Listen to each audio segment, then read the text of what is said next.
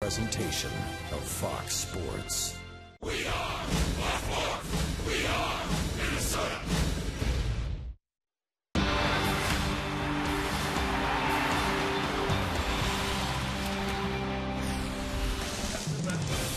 Friday Night Baseball presented by Kawasaki Terrace. Game 2 of 4 between the Twins and the Toronto Blue Jays. The Twins hoping to rebound after a very disappointing ball game last night. Still looking for win number 9 on the season.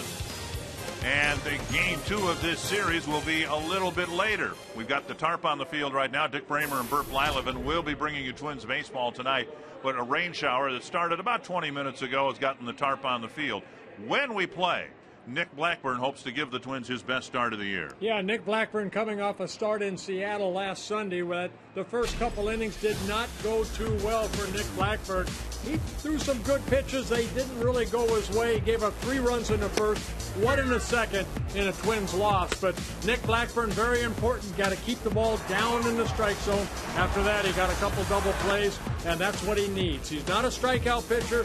Keep the ball on the ground if possible. Well, I just looked over my shoulder to see the grounds crew looking like they might be ready to start taking the Tarp off the field. We don't expect this to be a long delay, but we will have a rain delay to get started tonight. When we come back, Robbie and Smikowski will give us some background on some of the newest Twins.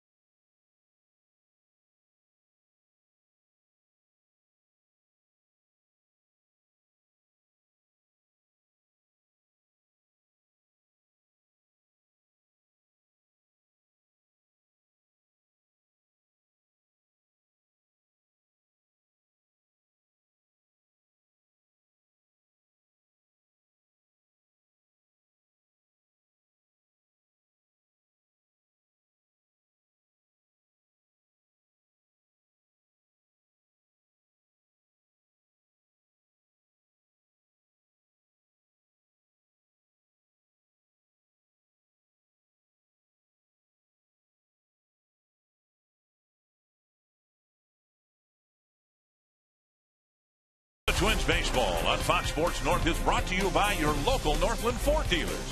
Visit your local Northland Ford dealer or go to northlandford.com. And by Menards. Save big money on all your home improvement needs at Menards. Twins playing the only team north of the border tonight. We are in a rain delay as the Twins and Blue Jays will be coming your way in a few moments down the road. But for now, we are temporarily delayed before first pitch. I'm Robbie and Smikowski. Thanks for tuning in.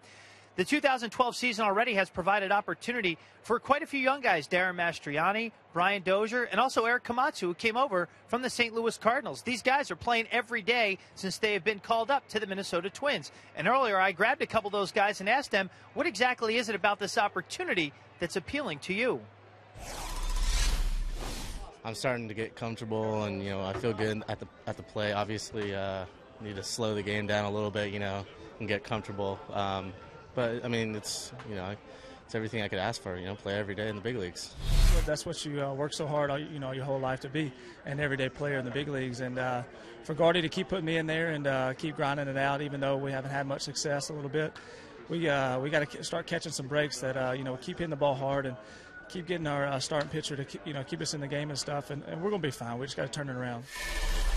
And both those guys ready to get back at it tonight in Game 2 of this 4-game set. Right now, temporarily delayed by rain. We do not expect this to be a very long one, but when we come back, we've got more rain delay coverage coming your way on Fox Sports North.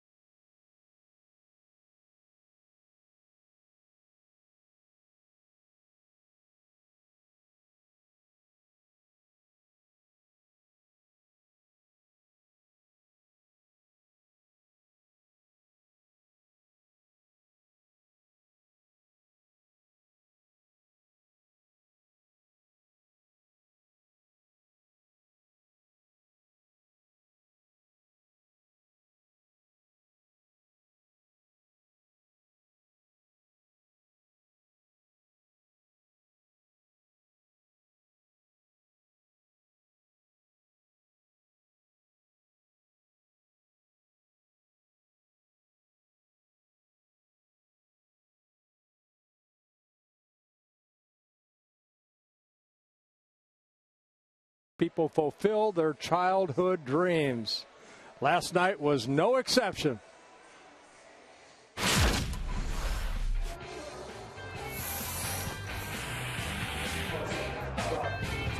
forward, reverse. I think you might have set a record. For longest? Fastest. Fastest? Yeah. Really? Yeah, you were going. Really? Yeah. Okay, well, did I do a good job? Yeah, looks good. Whoop! Little slop. How tough can this be, really? You want to imagine it's Bert? You hit it that way. Okay. Jeez. There, see? Don't be spitting seeds on my warning track now.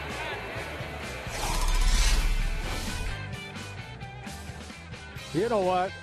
You were so lucky with the weather. I mean, look at the tarps on the field. That's all I wanted was for you to be, on that tarp crew. But great job yesterday. Hopefully you had a great time. I had a great time, and I want to thank Larry DeVito and the gang for allowing me to infringe in their world, in their realm for a day. You know what, Dick, what I really learned from you being down there is that it takes so much to put a game together, and the hard work that all these guys do on a daily basis. You went down there for one day. These guys do it year round. And that was what I was hoping for it to come across with my involvement with these people, that they do it every day. and they do a great job. And I knew there was great attention to detail. I just had no idea there were that many details, if that makes any sense. Yeah, now you fulfilled one of your childhood dreams. Yeah, we're not going to pursue any of the others. To my knowledge, I haven't heard of anyone allowing me to fulfill any of my other childhood dreams. Get your peanuts here. Tarp still on the field. Nick Blackburn, to our knowledge, has not gone out to the bullpen. So instead, we'll go out to Anthony LaPanta and Tim Laudner. Yes, we call this the Fox Sports North bullpen, and I'm happy to be dealing to the catcher, Tim Laudner. They mentioned Nick Blackburn, and they knew that this rainstorm was coming. The technology allows them to see that. They had the tarp on the field before any rain came. That means that Blackburn has not yet started his normal pregame routine. How much does this affect what a starting pitcher might be going through, even mentally as much as physically? For the most part, it should have absolutely zero effect whatsoever.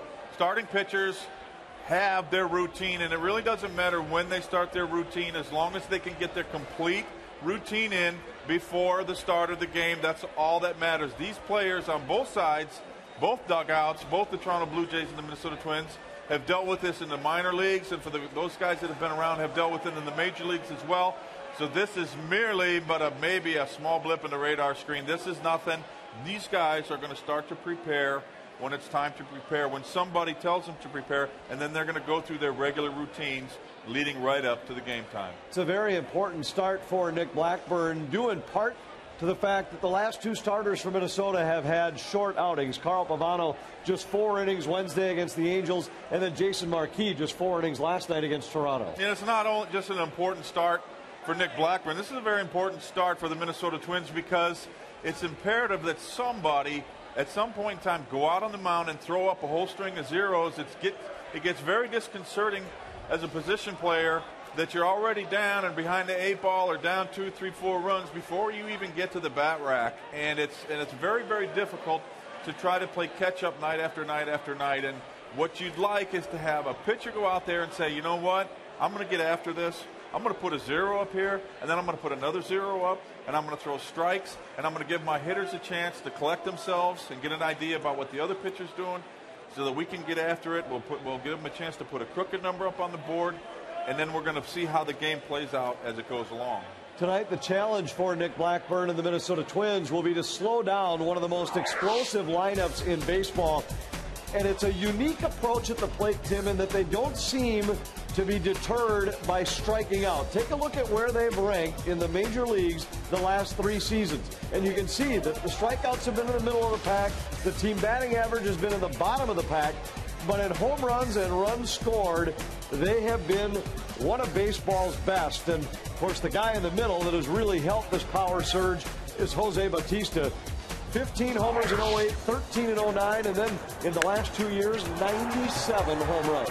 And I think, Anthony, that obviously these guys are a bunch of free swingers, and they get up to the plate, and it's a very simple approach. We're going to get a good pitch, and we're going to take a good rip at it, and boy, do they take a rip. And I think that they're going to take on the characteristic of their hitting coach, Dwayne Murphy, because Dwayne Murphy, I sat behind the plate when Dwayne Murphy was a left-handed hitter for the Oakland A's, and he left the bench swinging. And when he came up to the plate and he was in the batter's box, he got a good pitch and he took a rip. He swung the bat very, very hard. And you can bet that some of these Toronto Blue Jays players are imitating exactly the kind of hitter that Dwayne Murphy was. When they get a good pitch, they wail on it, Anthony. When Murphy played for Oakland, he had one big season, 33 home runs and 88 runs batted in. 4 times he struck out more than 100 times. This year, they have another guy who might be this year's version of Jose Bautista in Edwin Encarnacion. Never more than 26 home runs in a season,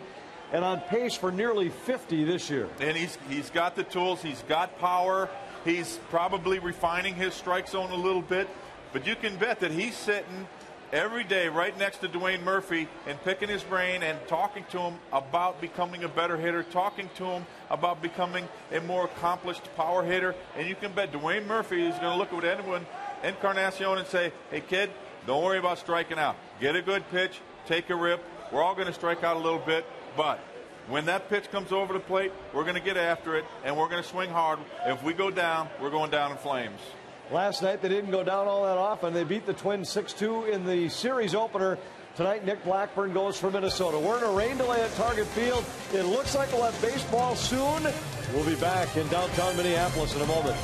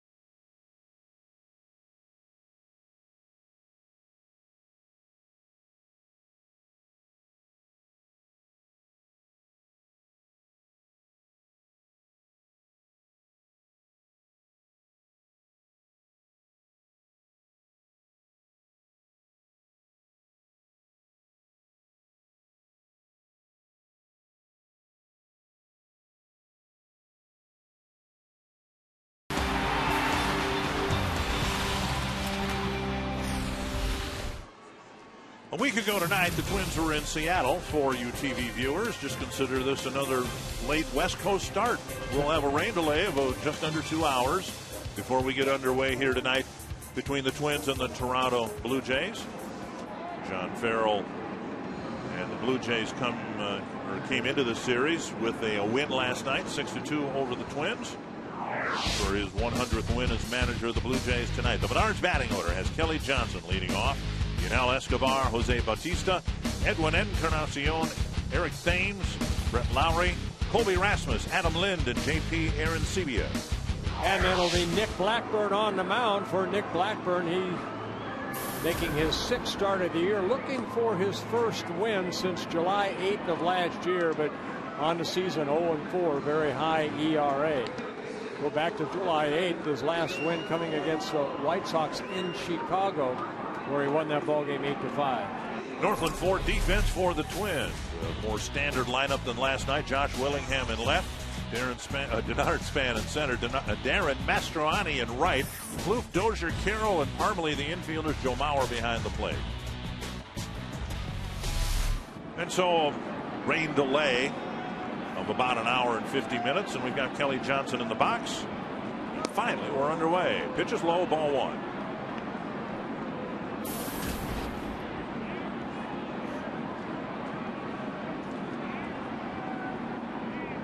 And a check swing strike. Johnson now hitting in the leadoff spot. Yunel Escobar had been hitting there and wasn't hitting particularly well. And Johnson, as you saw, has got some pop that he provides at the very top of the lineup. Outside, 2-1. Well, no free passes for Nick Blackburn. Make him swing the bat. That drifts outside, 3-1 in his last start in Seattle. 3 walks, 7 hits, 5 earned runs in 6 innings, and 3 first-inning runs for Seattle. But a constant theme. That called at the knees, and that's a very important pitch for Nick Blackburn. That has to be called for him to have success. Yeah, down in the strike zone. That's Nick Blackburn right there at his finest. Keep the ball down, do it again. There you go. Knocked down by Blackburn. Plenty of time to make the play. 1 down. There was a very thin band of rain that swept through the state of Minnesota, for that matter. But we were on the length of that band, not the width, and so it rained a lot longer than I think anyone thought. And it's a little bit cooler, 51 degrees. And we hope for uninterrupted baseball tonight. Glad you're with us on a Friday night wherever you are in Twins territory. Yunel Escobar. Escobar, great night at the plate last night. Breaking ball for strike 1. 5 at-bats, 4 hits, and a walk. Escobar scored 3 of the 6 runs the Blue Jays scored in a 6-2 win. And last night they scored a couple of first-inning runs before the Twins came to the plate. 1-1.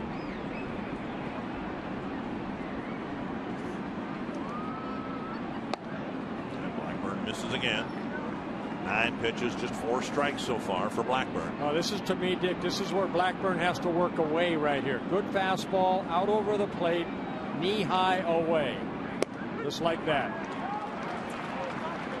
Hey, you miss in a couple times, but you have to get back to even. Blackburn, a pitcher that's not going to pick up a lot of strikeouts, so he needs to get some quick outs to get deep into the ball game. And he gets a strikeout for out number 2. Good movement on that. Good fastball down in the strike zone. So Blackburn picking up a strikeout, his 15th of the year in 27 innings pitched. So 2 down, and here's Jose Bautista.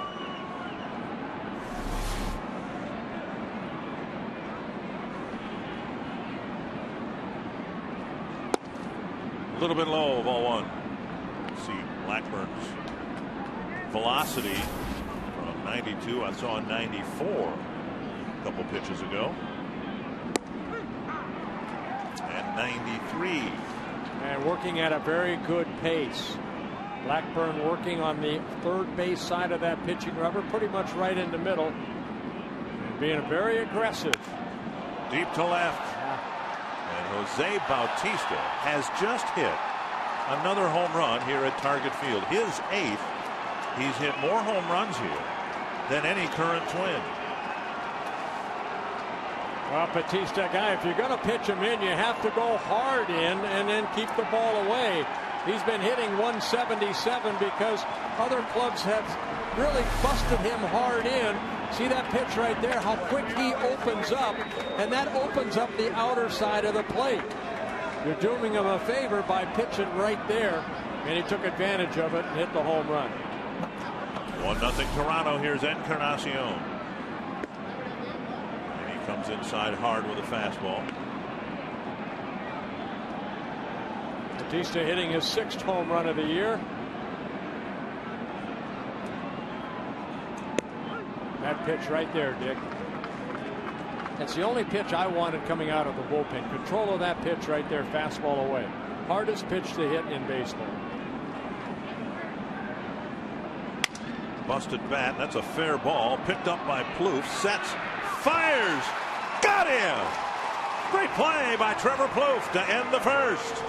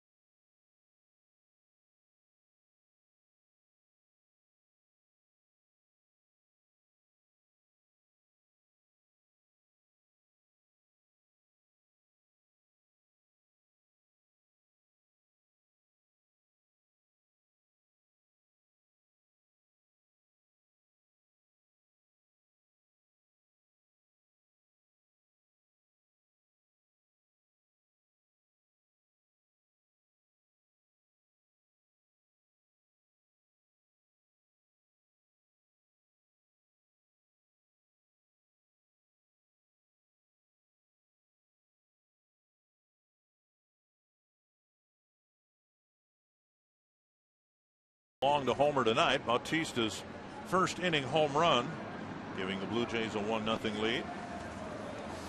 Well, take a look at the GMC keys of the game. The Twins have been outscored over the last 10 ball games, 35-6 in the first 4 innings, and because of that, they are 3-20 when the opponents score first. Menard's batting order for the Twins. Denard Span leading off. Brian Dozier, Joe Mauer, Josh Willingham, Ryan Doman, Trevor Plouffe, Chris Parmelee, Darren Mastroianni, and Jamie Carroll.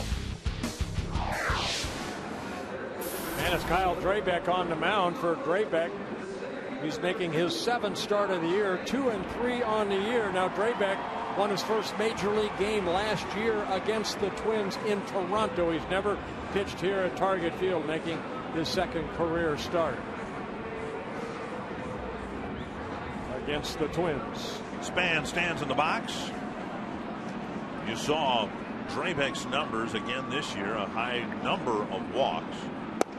And so the Twins may take the approach here of waiting him out, trying to get deep into the count and see if he'll accommodate them and issue some walks. Yeah, last year, Drabek had walked that same problem in his career. 131 innings pitched at the major league level, 80 walks. Tap foul, 1-1. Drabek, a 2nd generation major league pitcher. Doug, his father, outstanding major league pitcher for a number of years and a number of teams. Yeah, his dad won a Cy Young Award for the Pirates back in 1990. 1-1 to Denard Span. And he takes a low, 2-1. Drabek, one of the young starters for John Farrell, at 24 years old, came over in the Roy Halladay trade from the Philadelphia Phillies. 3-1. Drabek coming off a start, his shortest start of the year in his last start in Anaheim. He worked only 5 innings. He walked 5 and lost that ball game. He's just walked his first one here tonight.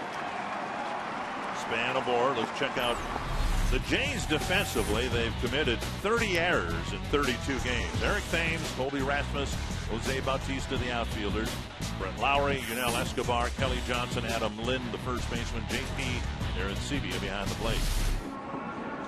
So the leadoff man is on, and now Brian Dozier.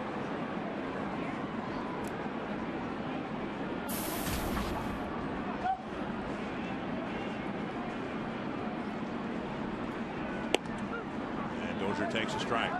Dozier 4 hits and 16 at bats so far at the major league level, all of them singles. Does have an RBI.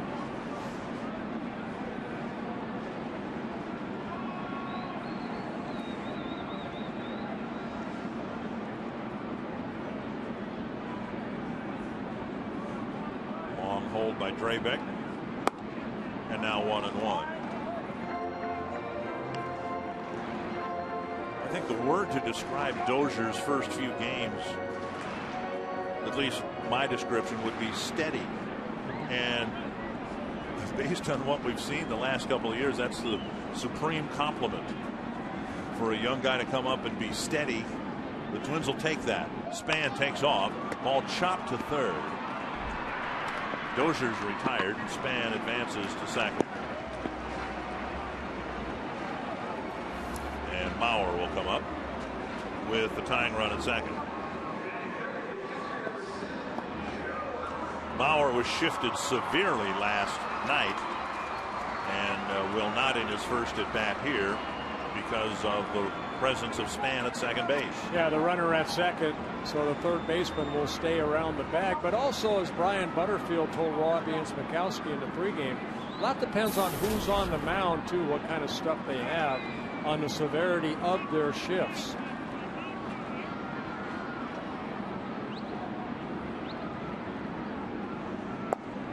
Low ball 1. Mauer struggling at the plate. Started the last road trip with his batting average in the 320s, and it's plummeted to 270.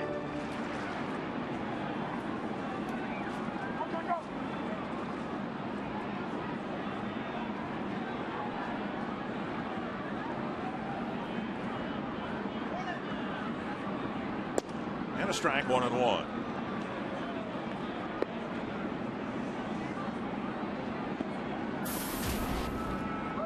Not a good month of May for the Twins or for Joe Mauer, and if you're of the belief that the Twins will go as Joe Mauer goes, there's your answer.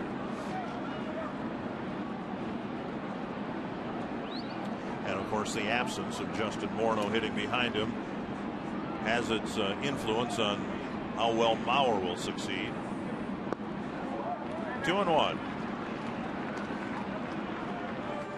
And that kind of filters all the way through the lineup, Dick. You know, we saw Willingham behind Joe, but then there's Justin. And, you know, Willingham has done a very good job with, you know, Ryan Domet has kind of picked it up to kind of protect him. So, you know, you miss a guy like Justin, you need other guys to step up. And you're looking at the guys that are in the 3, 4, 5 spots in the lineup, the guys that should drive in runs.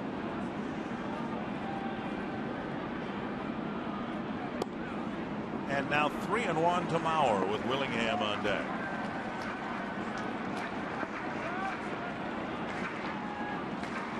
A late start tonight. The Twins in familiar territory, down a run early on. Domet in the hole.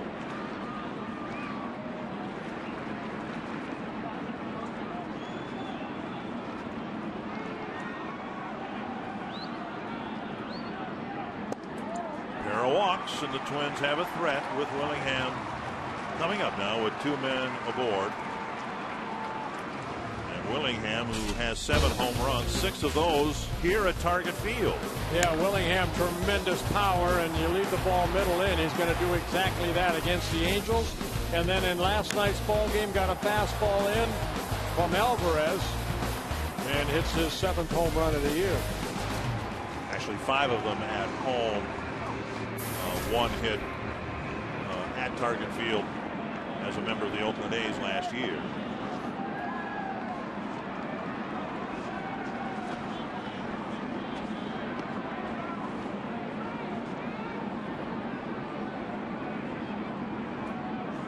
Down and away, ball 1, and now Drabek has thrown 14 pitches and only 4 strikes. The thing about Drabek, what they're trying to get him to do is keep that left shoulder in a little bit longer. He really flies open, almost a reverse of Francisco Liriano on the, as a left-hander. Foul back. Willingham got a pitch up and spun it to the backstop. Really hard to keep that ball down in the strike zone and have any consistency when that left shoulder flies open, and you cannot get a consistent release point. See Liriano out in the Twins bullpen, where he will pitch in the short term at least. 1-1. And the Twins patiently working through their plate appearances against Drabek. Well, again, 20 walks in 35 innings coming into this ball game. So, I mean, he's pretty much doing it himself. It's not the patience of the Twins. It's just he's all over the place. He's missing by a foot, and down and up.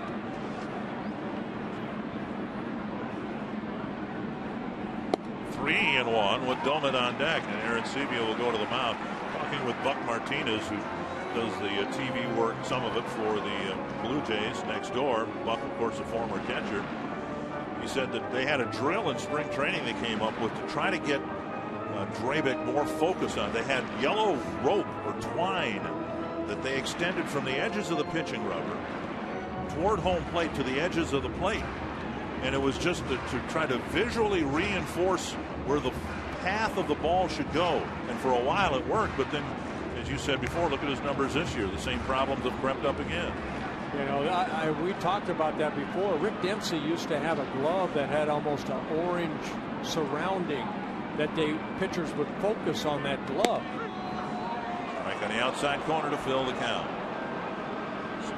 So much of the game to throw a baseball is your art of visualization. And there's a good strike, a pitcher strike right there, but now can he repeat it?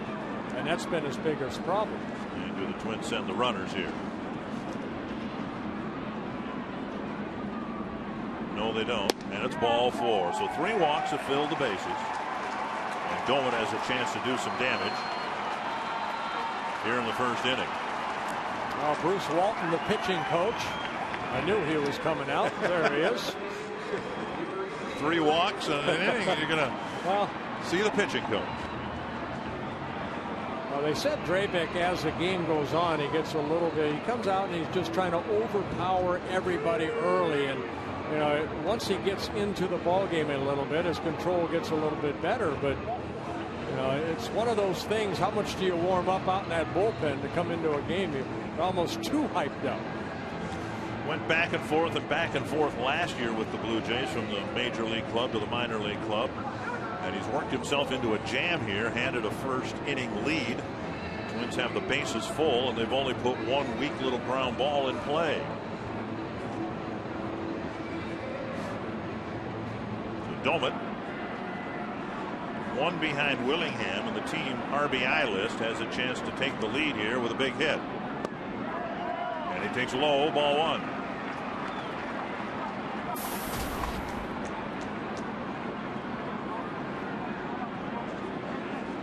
14 of Domet's runs batted in have been as a left-handed batter, and all of his home runs have come from this side of the plate. He's fallen behind 4 of the 5 batters he's faced so far. You have to look fastball. You hope that he leaves it up and hit it hard somewhere, Ryan. Low again. 21 pitches, just 6 strikes. Oh, good numbers right there for Domet with the bases loaded.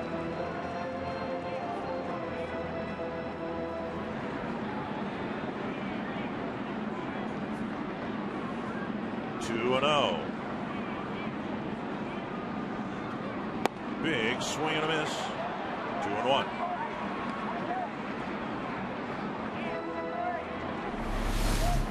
Right here, Domet ready to swing, but boy, 2-0. He's been all over the place. I think he just swung at ball 3. Yeah.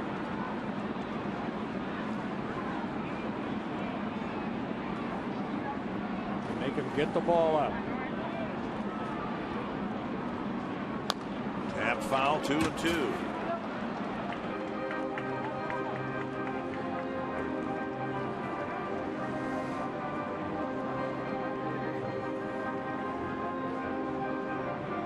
Span at third. A little fly ball to the outfield should at least tie the game. Bauer at second and Willingham at first.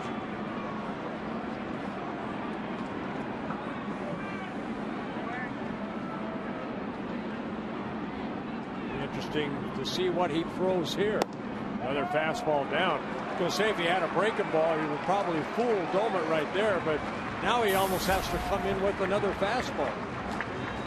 It's been so far so good for Kyle Drabek. No runs allowed in the first inning.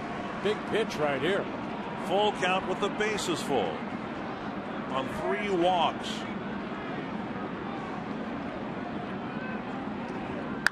Ripped to right center field. Span scores. Mauer being waved in. Throw to third. And Domet to second base. And the Twins have a 2-1 lead. So Domet, who had a really tough day here last night, comes up with a big first inning hit. Well, he got a fastball up. We saw him swinging a couple fastballs down. This one up. And Domet lines it into right field. 2-run score. Good base running right here by Josh Willingham, going from first to third. Mauer scores. Willingham getting in at third and keeping that hand on the bag. And on the play, Ryan Domet went to second base. Colby Rasmus took a shot at third base. That opened up second base for Domet. And now Plouffe made a fine play to end the top of this inning. And a breaking ball over for a strike.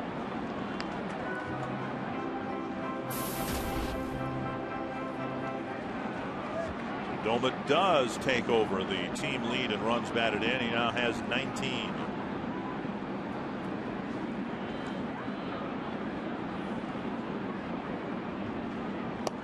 And another breaking ball and a swing and a miss. 0-2. Well, Ryan Domet not only getting the hit, but you can see right there the guys on the bench very, very happy about that. Twins score a couple runs, take a 2-1 lead. And now Drabek with a couple of off-speed pitches, couldn't throw strikes with his fastball. Now he's gotten ahead of Plouffe. 0-2. Third breaking ball gets strike 3, 2 down. So, all right, I can't throw my fastball over. I'll just spin it up there, and he got Plouffe to go down on 3 pitches. Well, he got ahead in the count. Good curveball for strike 1 that Plouffe kind of backed away from, and then he swung through a curveball, and that one not as big, but Plouffe swings and misses. Aaron Vivia does a good job knocking it down and getting the out at first. Well, here's Parmelee. Parmelee will have a chance to drive in a couple with a hit to the outfield here. Hits have been few and far between for Parmelee so far this year. And he's still looking for home run number 1. Now, Parmelee came up last year, remember, in September in 21 ball games, hit .355 with 4 home runs. 27 hits, 10 extra base hits.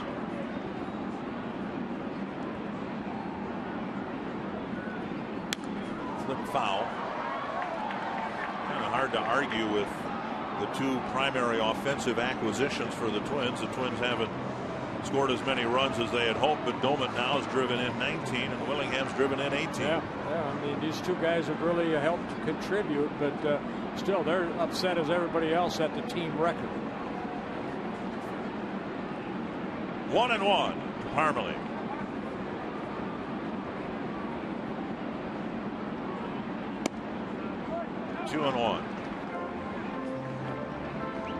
Well, Drabek has made himself throw a lot of pitches, 31 pitches so far here in the first inning, only 13 strikes.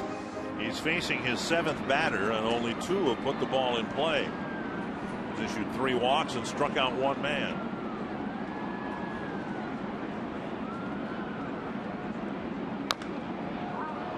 Two and 2. If ever there was a spring training where a team should just throw out the numbers, it would have been this spring training for the Twins. Who were the best starting pitchers in camp? Francisco Liriano and Nick Blackburn. Who were the best hitters in camp? Parmalee, Luke Hughes, and Danny Valencia. That's why your spring training stats never show up on the back of your bubblegum card. I guess so. And Parmalee grounds it to second. Kelly Johnson's there. The Twins leave 2 but score 2. They've got a first inning lead here at Target Field.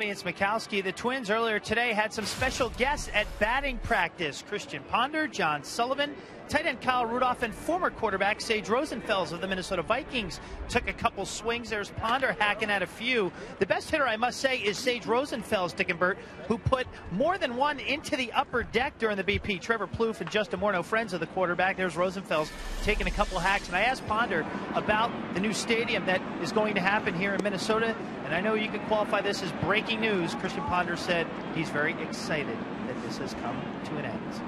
Well, I think we all are. Yes, we are. That was great news. Thank you, Robbie. That was great news yesterday that the Vikings are going to get a new home. Blackburn with another comebacker, and Thames is retired.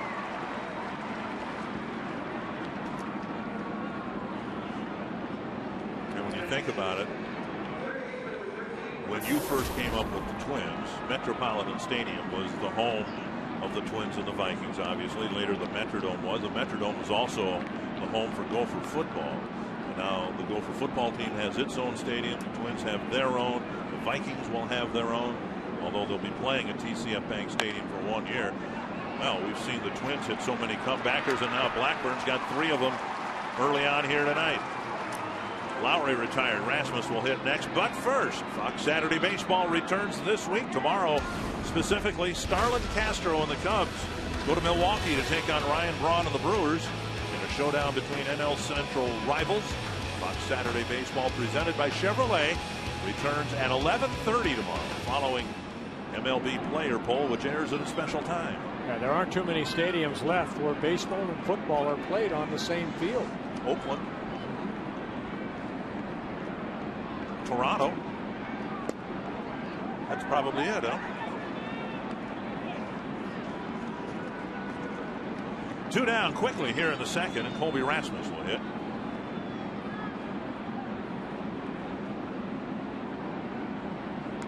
Bunt foul. 1-1.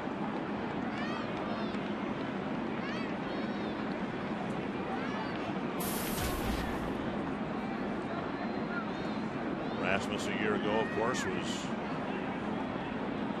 wrapping up his career in St. Louis. Trying for a fresh start in Toronto. Pop foul and out of play. Right now the Miami Marlins are in their new ballpark. They used to share a facility with the Dolphins. Right.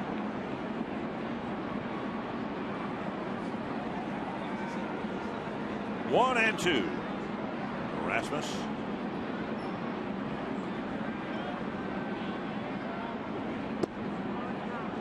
Two and two.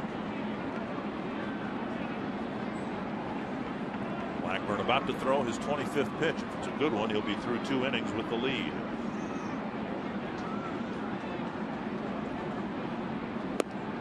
He misses, and it's a full count with Adam Lind on deck. You go back outside again. Try to hit that outer half of the plate, about 2/3 of the plate. You don't want to try to hit the corner. You want to make them swing the bat right here. Now they're going inside. Fly ball, right field. Mastroianni on the edge of the track makes the catch. 9 pitches in a 1-2-3 second inning.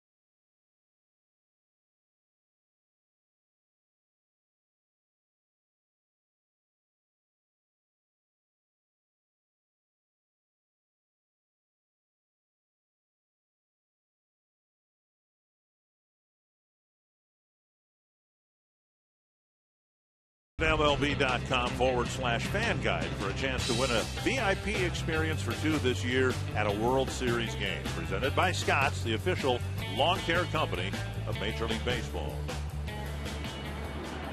Well, Kyle Drabek dug himself a hole and gave himself a mess to deal with in the first inning by walking 3 guys. Ryan Doumit delivered a 2-run single. The Twins have a lead. And here's Darren Mastroianni.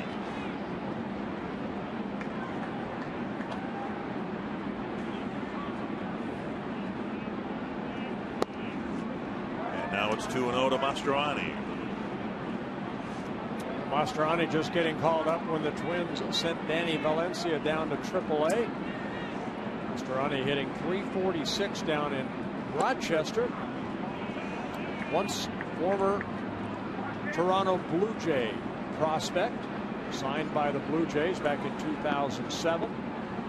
Had 3 plate appearances for them last year with a sacrifice fly. Sacrifice bunt, I should say. 2-2.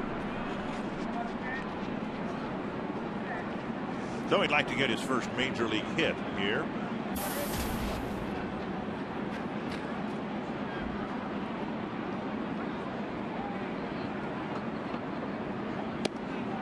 Three and 2. I want to see it get on base. This kid's quick. Back in 2009, he stole 70 bases.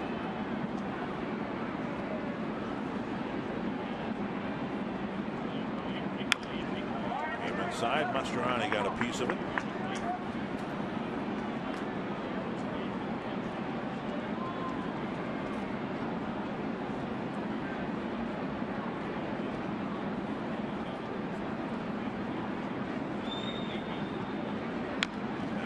foul, this time off a leg.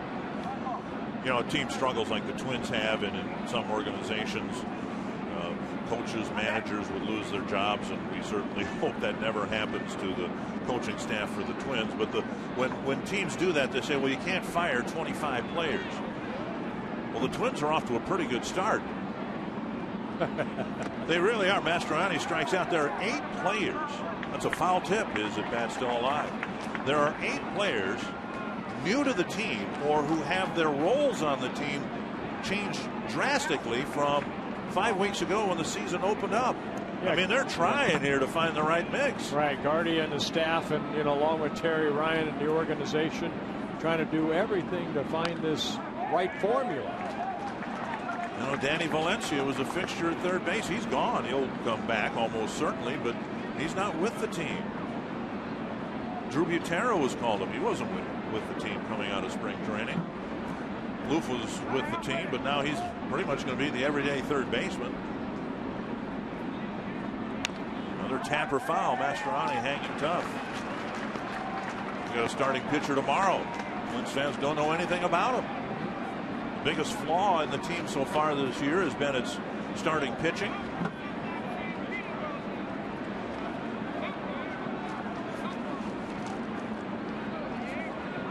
And there's a half swing, strike 3. And Drabek gets his second strikeout, 1 down.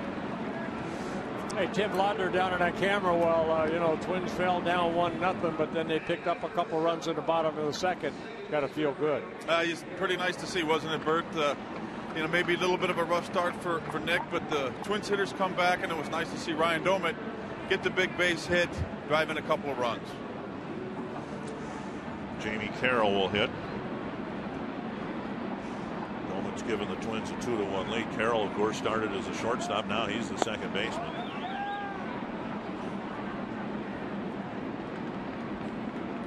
1-0. For his part, Drabek's retired 3 men in a row, and he did give up a couple of runs, but he also left 2 men in scoring position. Yeah, having a tough time getting ahead of the hitters. Only 2 of 9 he's been able to get strike 1 before he throws the ball. His strike percentage has improved dramatically, just over 50% now.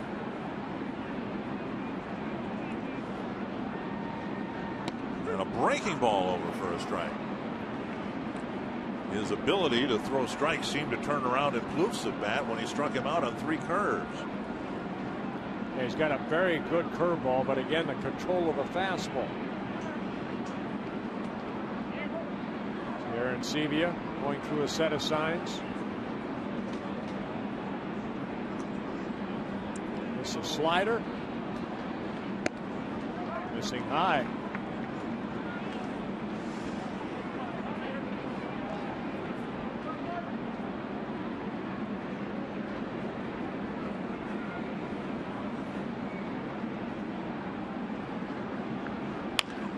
Foul. Looks like the Texas Rangers were waiting for C.J. Wilson.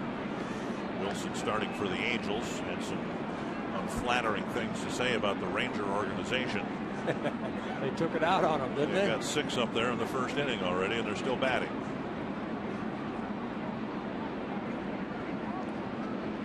Carroll takes one in the dirt, and it's another full count. 50 pitches for Kyle Drabek, and he's recorded 4 outs. Yu Darvish stayed to an early lead for the Rangers. Span will hit next here in the second inning.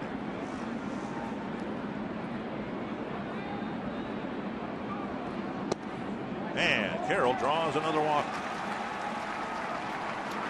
What's the best and most affordable way to get good seats to watch the Cubs, Phillies, and Brewers this summer?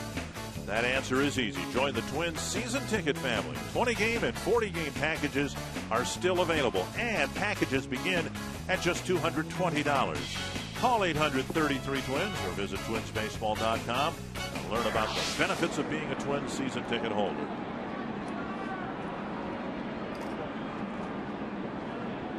Here's Span, drew a leadoff walk and scored. So first time through the batting order, Twins are only 1 for 5 against Drabek, but the 4 walks. And Drabek, with all the pitches of the 9 batters he's faced, 6 he got 3 balls on. Way too many pitches. First time through the lineup. Span takes low, ball 1.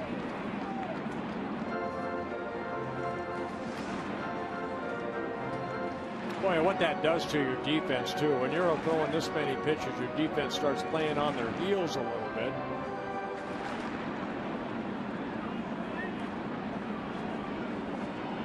Sure, she has the glove on the right hand, and I'm not sure it matters. Good seats at a ball game. There's a fastball at the knees.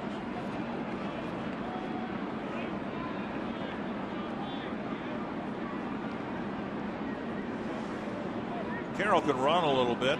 Twins playing with the lead in the early innings, and that has not been the case nearly enough. They throw over and check Carroll again. We showed you the Twins are just 3-20 when the other team scores first. Now that's not a good winning percentage, but also that's 23 of the 31 ball games.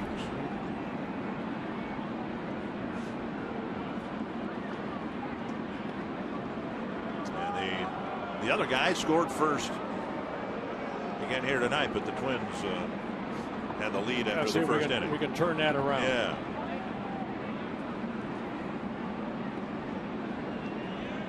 Well, Span has enjoyed hitting here at Target Field this year, coming into this at bat, hitting .368 here at Target Field, 21 for 57.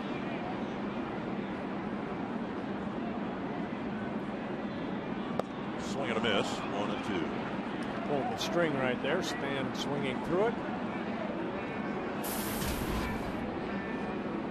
A huge difference in the splits between home and road.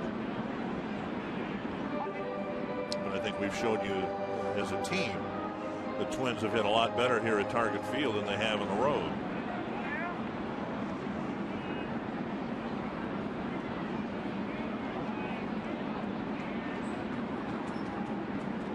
Check swing. Did he go? No, says third base umpire Bill Welke. Oh, a pretty good curveball right there. Good take by Span.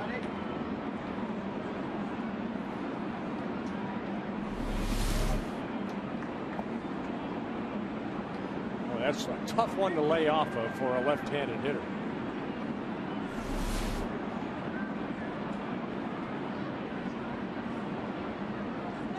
Two and two.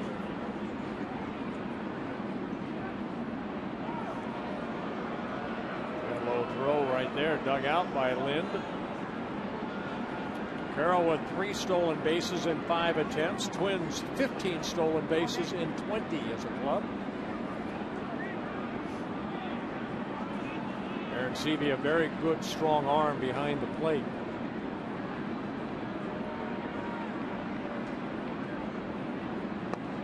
Three and two. Aaron Seve keeps it in the dirt.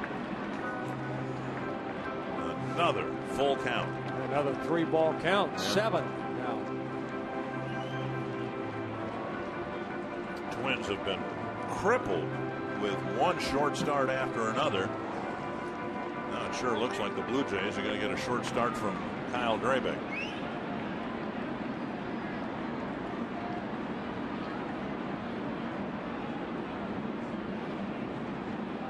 Carroll goes and Span grounds it foul behind Steve Little.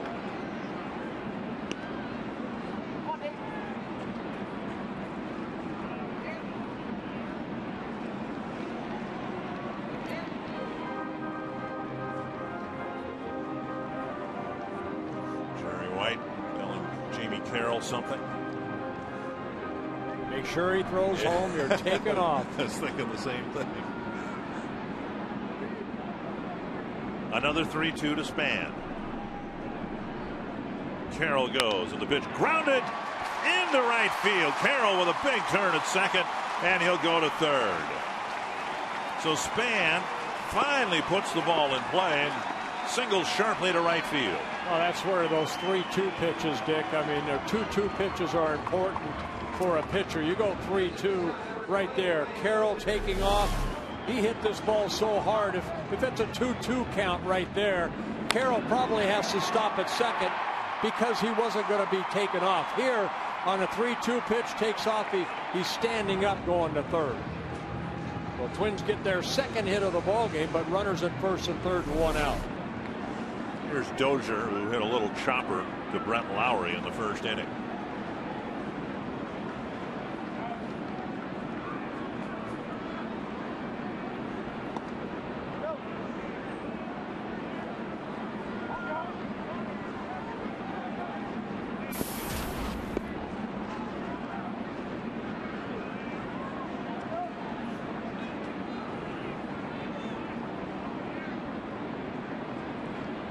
Pitch out, thinking Span might be taking off, or that Dozier might drop down a squeeze bunt.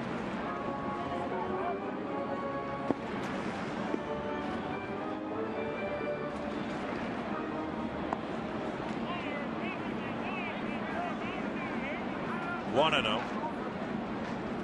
Tom Kelly used to say that when a new manager would come into the league, it would take him about 3 years to figure out tendencies from the other manager.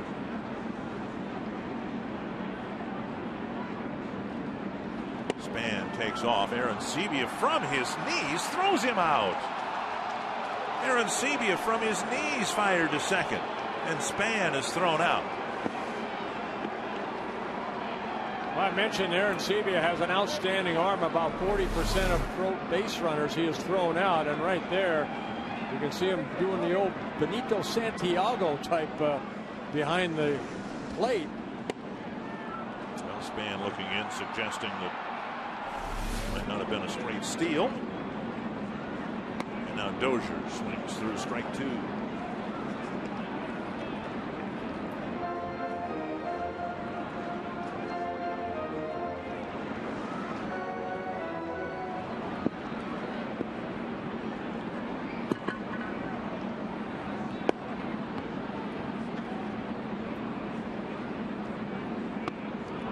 Strikes out on the breaking ball.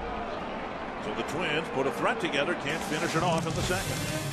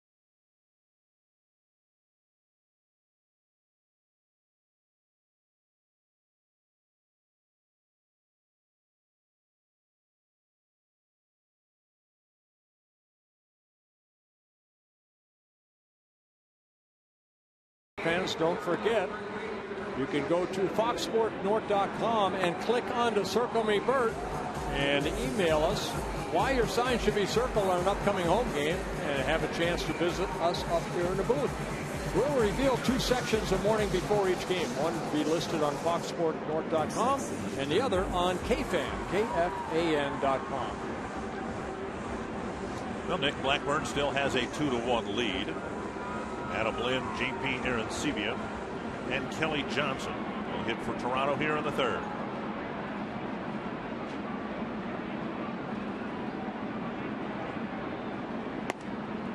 Ball 1. Adam Lind off to a slow start, hitting only 190. career .267 hitter in his 7th season with the Blue Jays. We've got these powerful right-handed hitters, and they love Lynn to complement them all by putting up worthy numbers of hitting in the middle of the lineup, but that hasn't happened. Well, he was batting 4th for a while, but now that his struggles, John Farrell put him down into that number 8 spot, just kind of get him to relax a little bit. There's Dwayne Murphy, the hitting coach for the Blue Jays.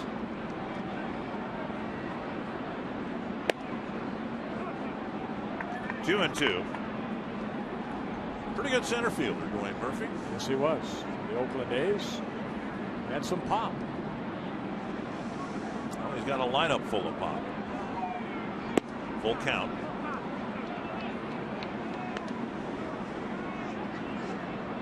Blackburn's given up just one base runner, the home run by Bautista.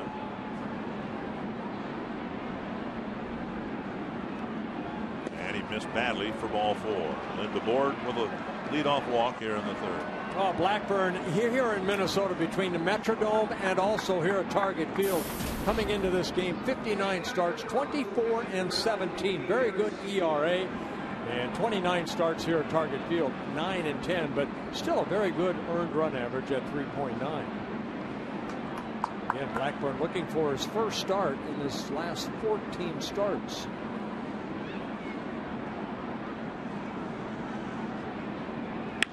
Ripped to left, a solid stroke by Aaron Sebia. Tying runs at second with nobody out. So first and second, nobody out. Kelly Johnson will hit first. Some trivia from AT&T. What club holds the major league record for most home runs hit, I guess, in a game rather than allowed? Hit in a game.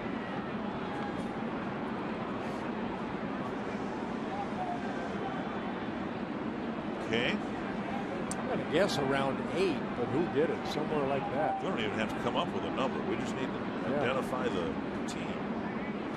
Kelly Johnson hit one back to Blackburn to start the ball game. Does it again. To second. To first and safe at first.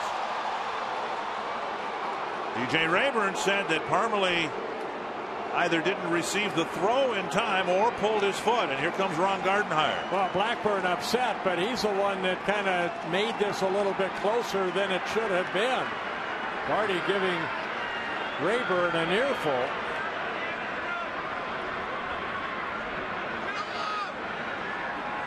Well, it looked like Blackburn hesitated a second before he turned around to throw to Dozier, who was covering second base. Gardy's last words, you missed that one, and unless Parmalee pulled his foot, it looked from up here as if the throw got there in time. Watch Blackburn right here. He wasn't quick enough getting it over to Dozier, and then the relay throw, it sure looked like he was out right there. But if Blackburn hurries that throw a little bit, let's take another look. Yeah, he was out. And Parmalee had his foot on the bag. 4th ground ball back to Blackburn in this ball game already.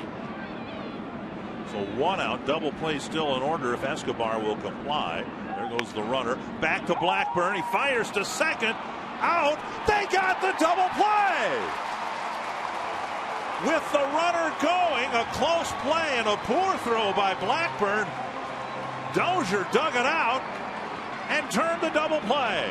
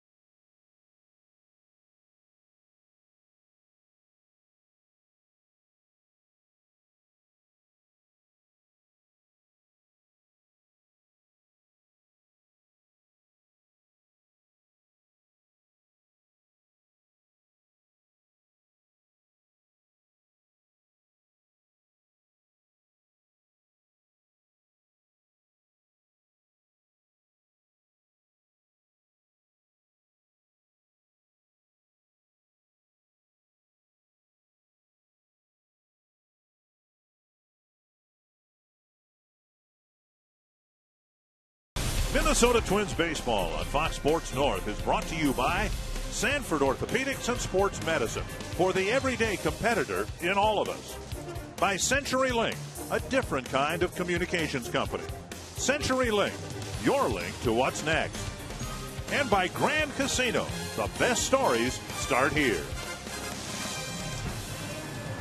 Well, it came a pitch later than the Twins and Nick Blackburn wanted, but they finally got the double play. Joe Mauer leading off. It was Jamie Carroll at second base who did a nice job digging out a low throw and then quickly firing it over to Chris Parmelee. Yeah, Blackburn talking to Carroll right there. He's sorry about the low throw, but a great turn of the double play to get the Twins out of the third inning. Mauer fouls it back, and it goes strike 2. Well, Blackburn's already had 5 hit balls back to him. And then right there, that little short hop. Carroll, you can see him sliding that foot over the bag for the force out and then completing the double play to Parmelee at first. 2 strikes to Mauer. And down and in, 1 and 2.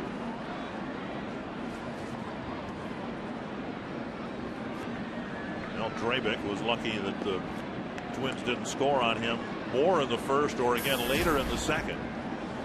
And now Blackburn's fortunate that he was able to escape the third inning with the lead. Yeah, that double play, the only second double play turn behind Blackburn, so maybe a good sign when he gets double plays. That means that he's going to get some ground ball outs. And in tonight's case, most of them right back to him. Already 7 ground ball outs for Blackburn in the first 3 innings.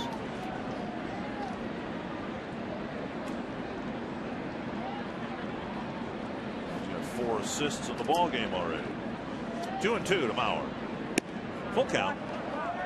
Mauer walked and scored in the first inning.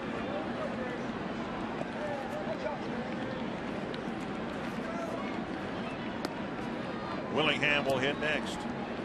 He walked and was stranded at third base.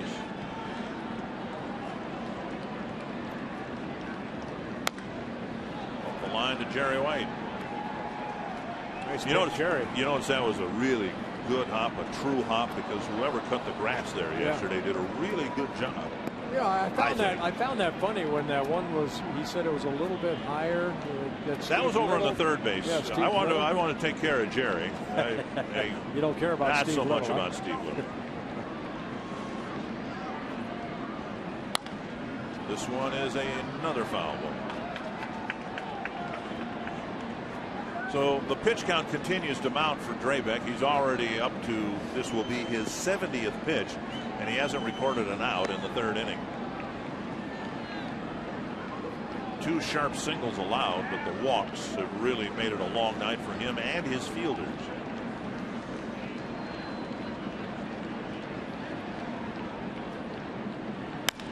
Up the middle and through as Mauer beats a lessened shift than he hit into or tried to hit through last night. Well, I remember Brian Butterfield said a lot of that depended on who was on the mound, what kind of stuff they had if they put that big shift on. It was rotated a little bit, but Johnson, the second baseman, you see Drabek, he cannot get that, and that ball going right up the middle. You see the shift right there. Joe just beat that little mini shift. Now, I don't remember this, but you from time to time remind everyone Chuck Finley spent a lot of time falling on the mound. Is that kind of what he would do there? No, Finley, he fell at first base. He never fell on the mound. Willingham fouls it back. He'd always fall trying to trip over the bag at first.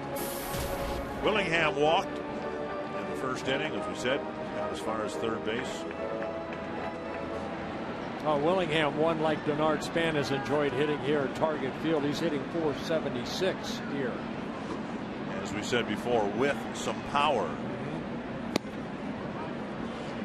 Submit a question online at carsoup.com/baseball. Fred Shockley of Winona. Are pitchers pitching Josh Willingham differently than they did early in the season?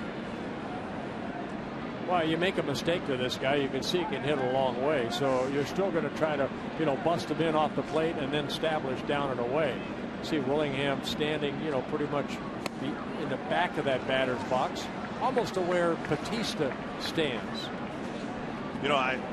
didn't know much about Josh Willingham before he came to the Twins. One thing that I'm encouraged, not just the power or the batting average, but he'll take some walks. He's already walked 14 times this year.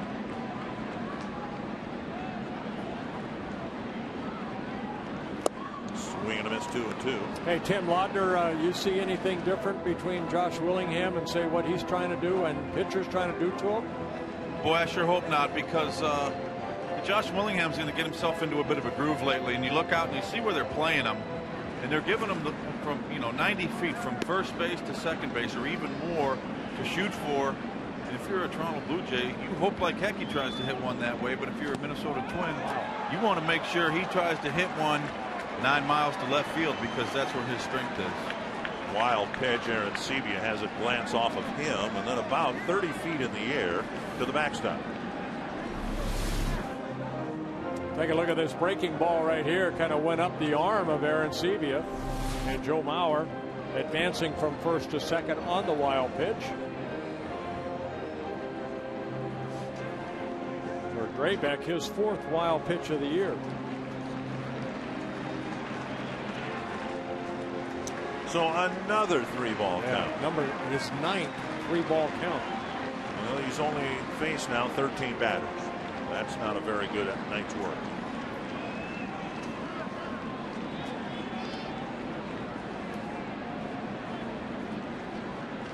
Three and 2 to Willingham. Busted bat, a roller to short. Escobar. We talked about the Blue Jays' extreme shifting. They did it here in the Willingham at bat. And let's hear from Brian Butterfield. There are some disadvantages. One of the things that we look at is we're not trying to defend balls hit soft, broken bats or flares, or balls squibbed off the end of the bat. That happens sometimes, and sometimes that ends up beating the shift. We're trying to defend all balls hit firmly, so we look at the tendencies, and a lot of these guys that we overshift on are definite pull guys, and they stay on that side of the diamond, so we feel like we'll take away more hits than we'll give up. Now with Mauer at second, the Blue Jays put the extreme shift on for Ryan Doman, who told us in the pregame show he's always been a pull hitter. Right. Well, it's smart for the Blue Jays to play him then. In the pregame, Tim Laudner had that little chart of the field, and then they would show up by pencils on where the balls went. They keep pretty good track of that. Advanced scouts do that, and like Doman said, he's always been a pull hitter. What's interesting here, though, is they're pretty much leaving Mauer all alone. Now he's positioning the second, I guess that's the shortstop Escobar, to play a little closer to second, because Mauer had a 30-foot lead off of second base on that last pitch. Yeah, Tim, that chart that you showed, it's not only this year, it goes back years. Oh, absolutely, Bert. And they're just going to keep putting the lines on those charts, pitching charts, hitting charts, defensive charts. We're really good about having charts around the game of baseball, but I love charts. I know you love charts. But as long as Ryan Doman keeps pulling the ball on the ground, the Toronto Blue Jays feel it's going to be in their best interest to play him just the way they're playing him defensively right now. 1-2 to Doman. He's driven in the first 2 Twins runs. Smothered by Aaron Sebia, 2-2. I'll bet you the next pitch misses. I'll bet you it'll be ball 3. Well, then throw him the same high fastball that Doman got in his last at-bat when he drove in a couple runs. 80 pitches for Kyle Drabek.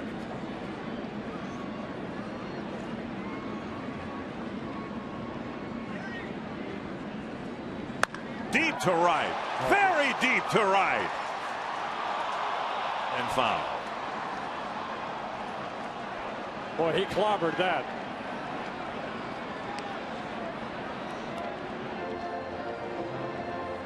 It's not even a long strike. There were already 2 strikes. Boom. Wow. High fastball. Doman hoping, but knew it was foul.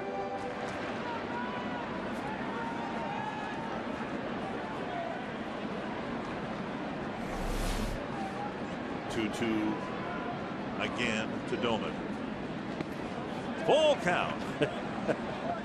Well, there's the 3-ball count you wanted. about 10 times he's done that. Well, the Twins had him on the ropes. They got 2 in the first. They could have gotten more, and then they had the threat in the second. Now they want to take advantage of the situation here in the third. Mauer was in second with nobody out. Willingham didn't advance him. Well, you saw the high pitch count right there, and again, your defense just playing on their heels. And a strikeout for out number 2. Yeah, he took something off that pitch right there. Drabek picks up his 4th strikeout, pulled the string. Domet looking fastball, I'm sure, and a little out front.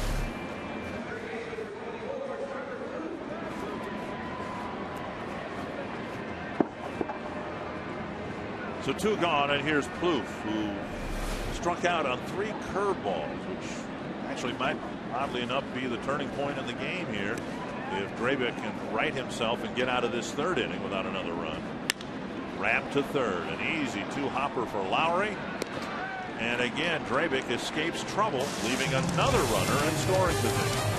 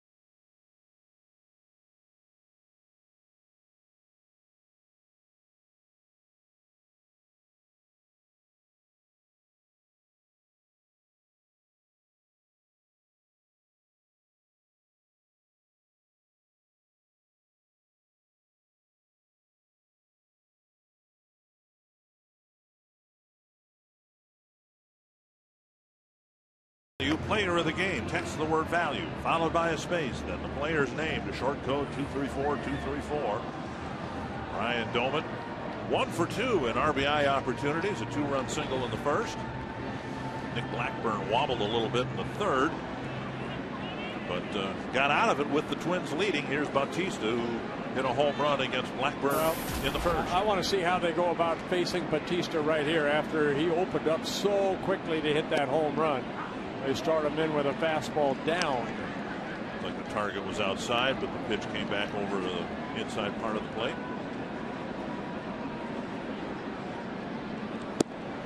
Breaking pitch away. It's remarkable. Bautista's hits so many home runs here. Having played just a handful of games here, is a chopper. Plouffe plays the chest high hop. Over to Parmalee, 1 away. See, that fastball was middle in, but it was down where the home run was about letter high, that he got that uppercut swing and hit the home run. Fox Tracks brought to you by Window Concepts of Minnesota. See the location better, just above the knees. Here's Edwin Encarnacion, hit a ground ball, sharp one, behind third base. Plouffe made a nice pickup, and from foul territory threw him out. They're saying one of the reasons Encarnacion has hit for so much power and driven in 28 runs for the Blue Jays in 32 ball games, he's changed his swing. He no longer releases the top hand on his swing. He's keeping both hands on the bat handle throughout his swing.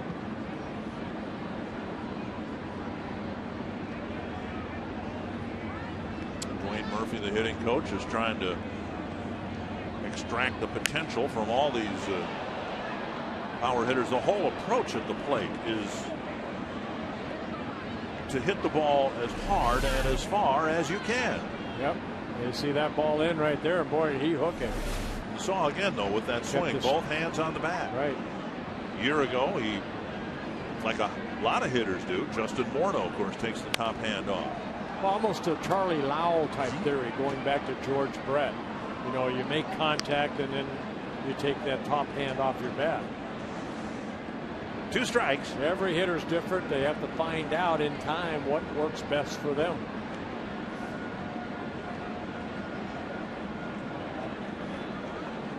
Two strikes to Encarnacion. Checks his swing. They'll appeal. No, says TJ Rayborn. I'm trying to think of the pitcher's name now, and I can't. He's having a great year this year. They really struggled. And all they've really done is they've had him bring his hands up over his head into a full windup like you used to, rather than like Blackburn, who most pitchers now just keep the glove and the pitching hand up around the chest. Little more deception. You know, maybe he was a little bit too quick, so that slows him down to get to the balance point with your glove over your head. 2-2. A grounder foul. See, Blackburn, even though he doesn't do that, he has that little hesitation when he gets to that balance point, and that kind of keeps him straight over the top. And if he stays on top of that ball, that's where he gets the sink. Now, he has moved this year, starting in spring training, more to the middle part of the pitching rubber than last year. He was on the first base side. And another grounder foul. So a long battle here between the Toronto cleanup hitter and Blackburn. 45 pitches for Blackburn. You know what? Blackburn 17 in the first, 9 in the second and the third. Blackburn not a pitcher that wants to throw a hitter 5-6 pitches. He wants quick outs. 3-2. 9 pitches in the third inning after walking the leadoff batter. And I say that only because he's not a strikeout pitcher. He's got to throw that two-seamer down and get some quick ground ball outs. 7 already in the ballgame. Got him to swing and miss, and the top hand came off with a wild swing for strike 3. You know, that's the second time I said that Blackburn's not a strikeout pitcher. I said that when Escobar was up in the first inning and he struck him out. And right there, good fastball, great location right there, a pitcher's pitch. That's why it's important to establish that pitch right there. And the hand did come off the bat. Second strikeout for Blackburn. Well, now pick your spots here. Don't say he's not a strikeout pitcher before every at bat. Maybe sixth inning when Bautista comes up again. Right. 1-0. Fouled away, 1-1. You know, from a fan's perspective, there's probably nothing more satisfying than watching a sinker baller when things are going well. The game moves along, the innings are quick, and the pitcher, when things are going well, just seems in complete control. Conversely, nothing is more frustrating than a sinker baller that can't get the ball down, and Blackburn has experienced the worst life of a sinker baller, and not the good times yet this year. Inside 2-2. Well, one thing about Blackburn, and I looked the stats up, when he has 4 days rest, and he's pitching on the 5th day, so he had 4 days rest, he's 26-22. When he gets that extra day's rest, 4-19. So a lot of times, you know, you give him too much rest, that sinker just kind of straightens out, especially early in the ballgame. 3-2. There are the numbers right there. With 4 days rest, Blackburn pitched on Sunday. Here it is Friday. There's his second walk. It comes with 2 outs in the 4th. Yeah, look at the difference right there. With that extra day's rest, not the same success when he pitches every 5th day. And that's mainly because of the sinker. If there is a trip to the mound, and we hope there isn't going to be one, Steve Little was the acting, I guess, pitching coach. Ron Gardenhire might make the trips to the mound himself. Rick Anderson's not here. His son graduating from college tonight. Congratulations to him. Bounce foul, 1 strike. That time of year, last weekend, Ron Gardenhire's daughter, Tara, graduated from college. He missed the series in Seattle. One strike to Lowry. Trying to anchor a revolving door position for the Blue Jays this year. That's squirted into right center field. A base hit. Thames will go to third. And Lowry dumps a single to keep the inning alive.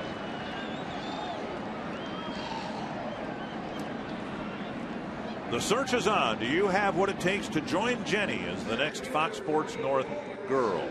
To apply or look at over 50 contenders, log on to foxsportsnorth.com. Click on the Fox Sports North girls banner. You know, you're talking about Lowry at third base. This kid is only 22 years old, so they're hoping that he's the third baseman for a long, long time. They had 8 of them last year. They didn't have a problem finding the third baseman. It's just which one. They had 8 different guys there. Here's Rasmussen with runners on the corners and 2 out. In this situation last inning, on the first pitch, Kelly Johnson took off. Escobar hit one back to Blackburn, and it wasn't the tidiest 1-4-3 double play you'll ever see, but the Twins turned it to get out of the inning.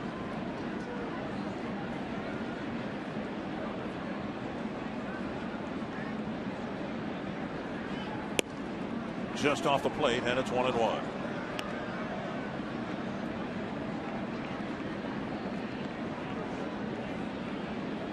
White Sox beat the Royals 5-0. Gavin Floyd with the start for Chicago. And tomorrow the starter will be Chris Sale. He was moved into the bullpen, had an MRI, and now he's back in the starting rotation.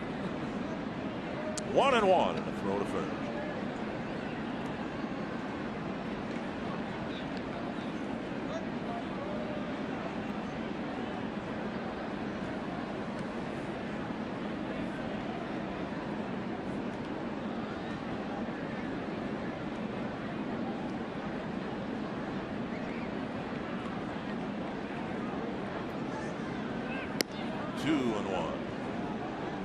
Lowry took a couple of steps toward second base. Might have seen Blackburn slide step and slammed on the brakes. Yeah, Lowry 3 stolen bases in 6 attempts.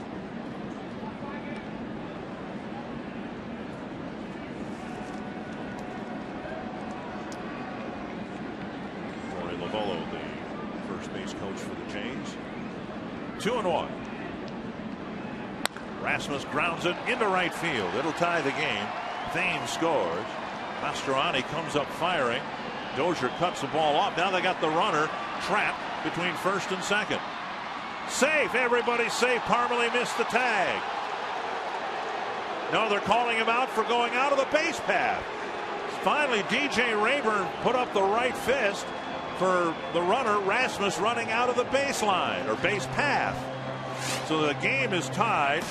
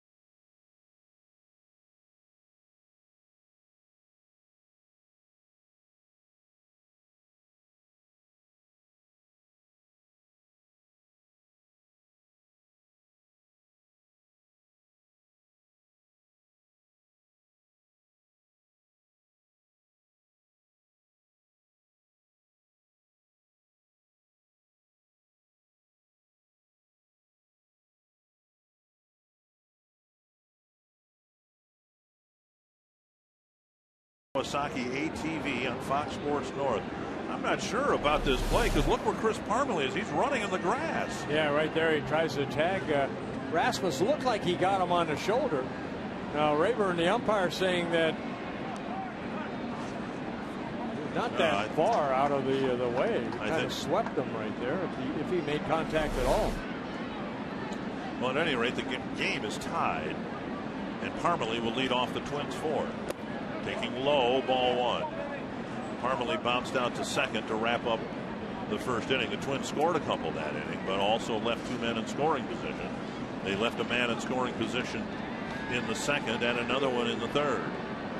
The Jays have tied it up with a clutch 2-out hit. And Parmalee trying to take advantage of the shift, bunting up the line. Foul ball 1-1. Doman did it last night. I think that's a good idea, don't you, or not? Yeah, Doman tried it. The ball was inside, so he really couldn't do it right there. Parmalee just trying to lay it down. Right into the shift, a one-hopper to the shortstop Escobar. 1 down. Before Mastroianni's at bat, the first DQ camp night of 2012 is tomorrow night. The first 20,000 fans at the 6:10 game against Toronto will get the cool red and white Twins cap, courtesy of DQ. And every Saturday, the Twins Community Fund hosts a Split the Pot raffle, a chance for you to help raise valuable dollars for local charities. Maybe leave the game with hundreds of dollars in winnings. Tickets are available for tomorrow night. Call 800-33-TWINS or go to twinsbaseball.com. Mastroianni went down swinging to start the second inning. He comes up with 1 out here in the 4th. Hey, before we get too late tonight, we want to pass along our very best wishes to our very good friend Frank Willisey. Willisey having surgery, hopefully getting a new kidney on Monday. He's had some kidney problems over his life, and going to have the surgery Monday. So Frank and Lila, our prayers are with both of you. Swing and a miss, 1-2. If any team should have a book on Mastroianni built through his minor league career, it would be the Toronto Blue Jays. They should know how to pitch him.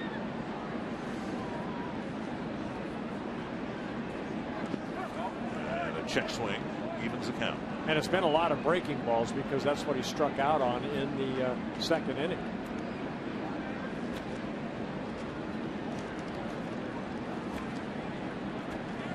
Mastroianni, 26 years old.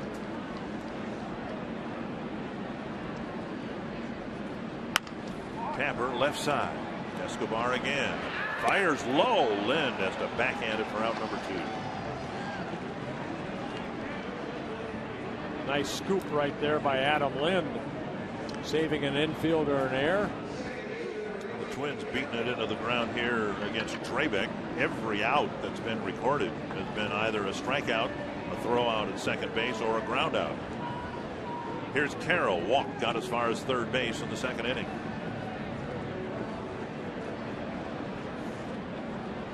A long Carroll at bat here will take Drabek's pitch count to the century mark. Strike 1. Well, he's come down every inning. 33 in the first, 29 in the second, 22 in the third. 1 strike to Carroll. And strike 2. And that's his 10th pitch here with 2 outs in the 4th.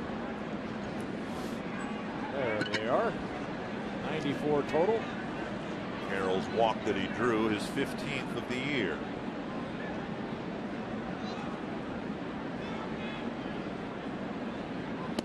1-2.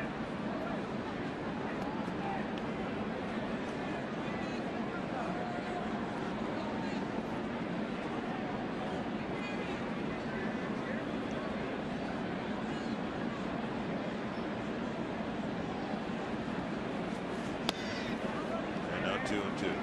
Well, we've seen so many 2-2 counts that have led immediately to a full count. Just having a tough time controlling that fastball. And here's a curveball. Bounce to the right side. Easy play for Johnson. And Drabek has his first 1-2-3 inning.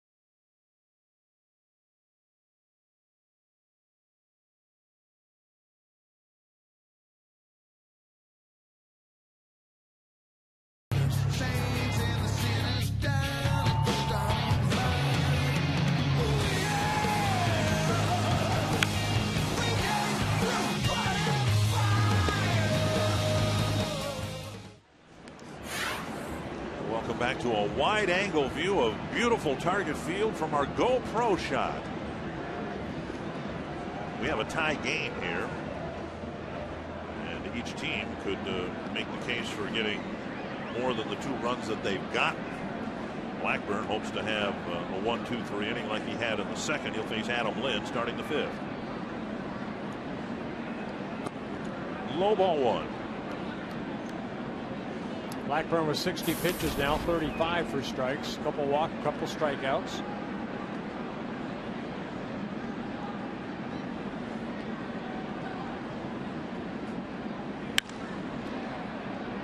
Dozier has the first ball kick off his glove. It'll be an error. He's fielded everything so cleanly. This ball pretty well hit, and it skipped on him pretty quickly. Yeah, I mean, Lynn to hit that ball pretty sharply, but Dozier knows he should have caught it. You can see him right there. And for Dozier, his first major league error.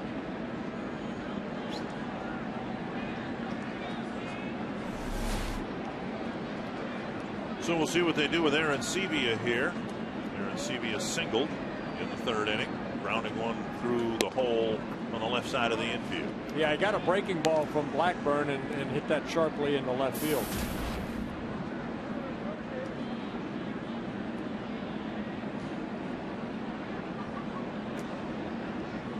One and 0.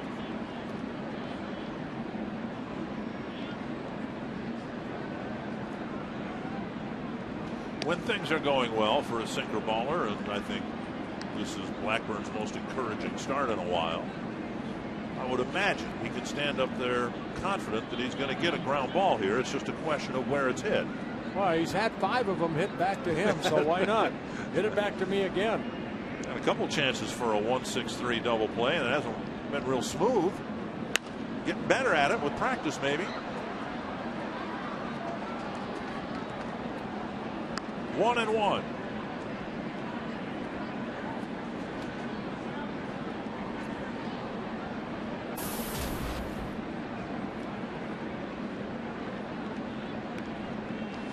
Good numbers on Aaron Sevilla, picking it up a little bit in the month of May.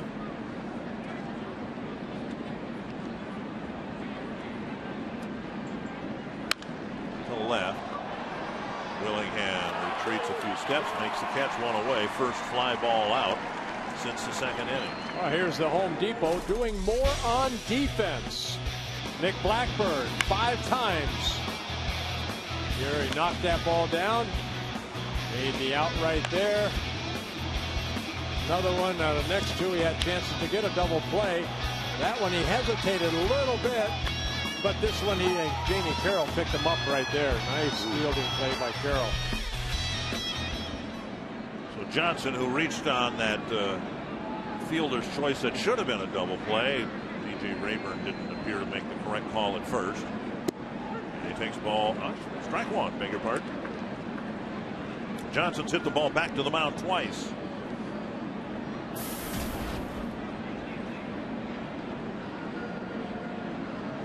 Jays with a run in the 1st, another one in the 4th after the 2-out walk to Eric Thames.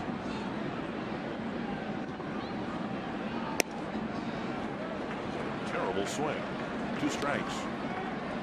Well, you know, we talked about Blackburn getting that ball hit back to him. Right now, Blackburn already knows who's covering second base, and I would imagine it's Brian Dozier with the left-handed batter up. So if that ball is hit back to him, he should just spin around and know that the shortstop is going to be there. You throw the ball a little bit on the left field side and hopefully turn a double play. Strikeout on a breaking pitch down and in.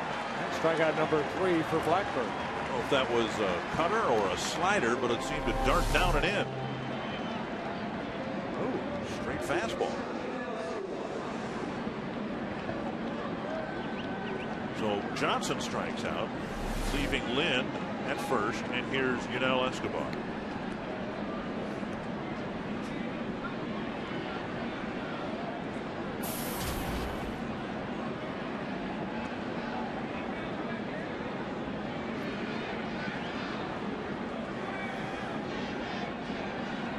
Down and away, ball 1. Red Sox beat the Indians 7-5.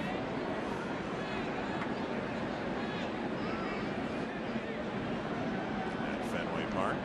Josh Beckett getting a lot of boos at Fenway Park.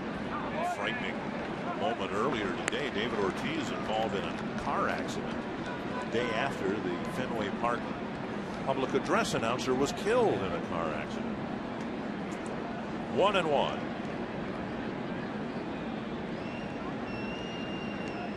Ortiz is fine, and for all we know was in the lineup today. Down and away, 2-1.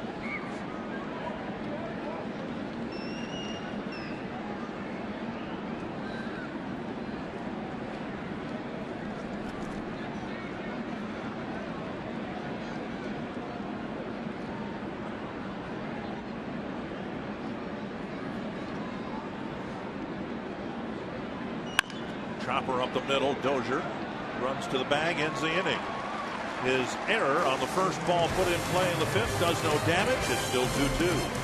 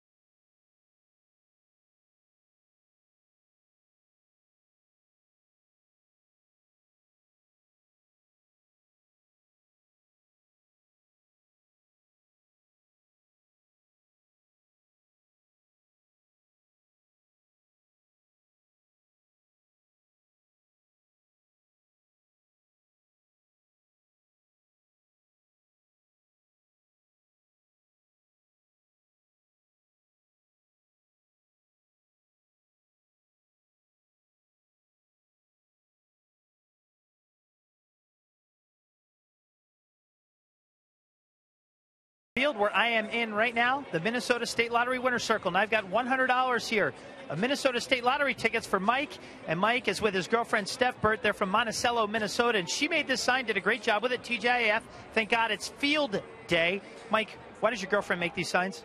She likes to do this to embarrass me. So you think this is going to do the job now that we put you on TV and you told everybody that?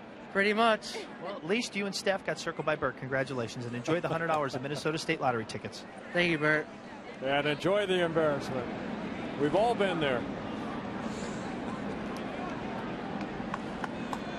Well, Kyle Graybeck still out there. 97 pitches coming into this inning. 4 walks, 4 strikeouts. But he's given up only 3 hits. Everybody knows where Monticello, Minnesota is, right up on 94, northwest of the Twin Cities, between Big Lake and Maple Lake. Spans reached twice on a walk and a single. Be followed by Dozier and Mauer here in the Twins' 5th. That hits the outside corner, 1-1. A good changeup right there by Draybeck. Same pitch that struck out Doman in the 3rd inning.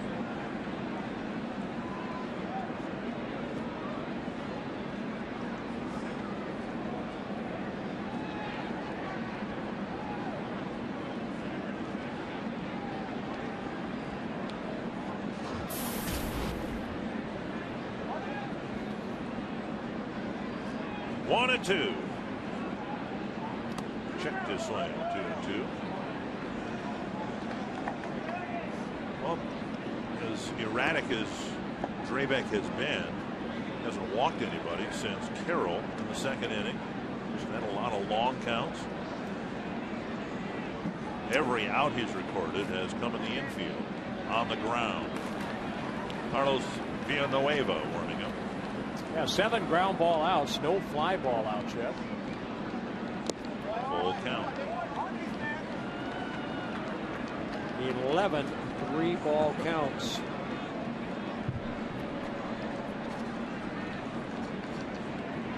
Dozier will hit next. Span trying to get aboard for the 3rd time tonight.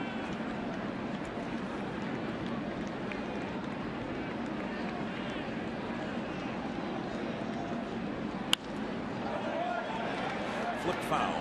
See, I'm glad and picked a stick that walks are included now. Span has Span. I don't know who has Span tonight, but 2 points already.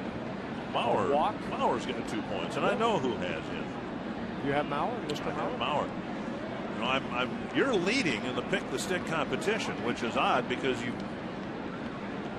frankly, you stunk the last 2 years. This one driven to right field. This one's back and off the limestone, knocked down by Bautista, and Span will hold up with a double. He nearly hit a home run. It hit the limestone facing of the basket area in right. Well, we have not seen too many baseballs hit off of that limestone. I think the first one ever was Billy Butler of the Kansas City Royals, and the ball almost came back to second base. He hit it so sharply. But here, this is one area that right fielders have had I mean, you don't know what might happen, but Span went down and got that breaking ball. You can see the uppercut swing and the ball off the limestone. Bautista doesn't know where it's going to go. He trips and falls right there, but it's a double for Span. He did knock the ball down. He got leather on the ball, or else that carom that you spoke of we saw from Billy Butler a couple years ago, if that ball rolls back another 50 feet, Span's got at least 3 and maybe an inside the park home run. So that he slipped and was still able to deflect the deflection. Yeah, you're not exactly sure where that's going to hit. Is it going to hit the wall behind that limestone? But here he does knock it down, gets it back in as quick as possible. Well, if it was a good play, but it was a lucky play for the Blue Jays. Well, Span with the double, his 7th of the year. Well, the Blue Jays buy a little time for what I imagine will be a pitching change later this inning. A big at bat here for Dozier. He's had his roughest game so far, 0 for 2. Committed an error is short. We'll see if the Twins ask him to drop down a bunt. Right. Or, push a bunt, take it with you to first base, or even just lay it down. Corner infielders are playing in. In fact, Lind is well in on the grass. Inside ball 1. Well, Dozier did not show bunt there. Steve Little, the third base coach, going through signs. This is where Dozier, that type of hitter, he's got to hit the ball the other way.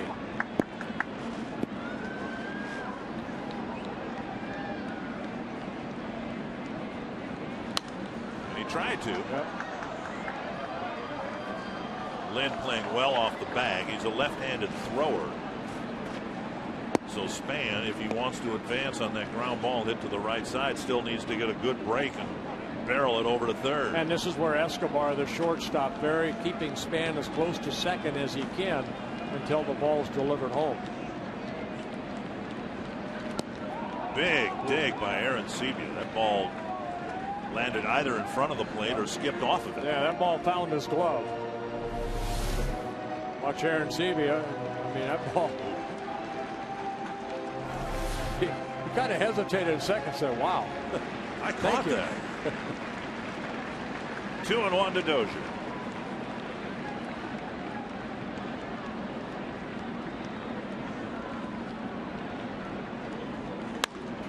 And he got a pitch out over the plate, maybe even outside. Flared it foul. Now with 2 strikes, you just still want to make contact. You'd still like to hit it on the right side if possible, but you don't want to, go out of your swing zone right here. Graybeck struck him out on a curveball. On a curveball, right.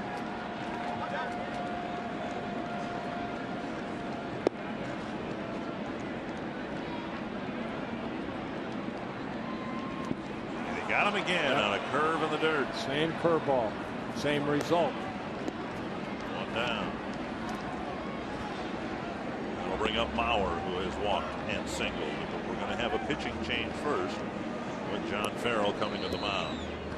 Drabek, 109 pitches, 61 strikes, and that he is leaving the ball game and with the score tied at 2 is rather remarkable. Twins hope to get Span around here in the 5th inning.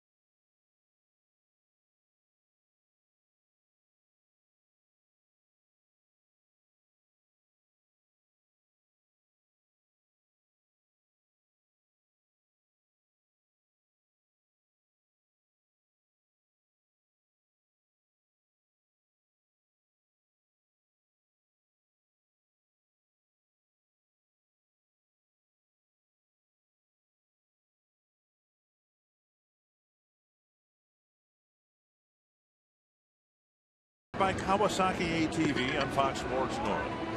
Carlos Villanueva comes into the ball game. Sergio Santos, the former White Sox closer, now with the Blue Jays, former Twins minor league infielder, been out with some shoulder inflammation. Well, you know, the Blue Jays were hoping that he was going to be the closer. He's already had a couple stints on a disabled list, currently again on the disabled list with that right shoulder inflammation. 30 saves for the White Sox last year. Sanford Health injury report. Here are the numbers on Villanueva. Yeah, Villanueva making his 10th appearance, 12 1/3 innings. He's walked 7, 1 intentional with 11 strikeouts. Villanueva in his 2nd season with the Blue Jays. Also pitched for the Brewers for 5 seasons, starting back in 2006. Mauer's had a good day at the plate, hoping to make it better. A walk and a run scored in the 1st, and a single in the 3rd. On the outside corner.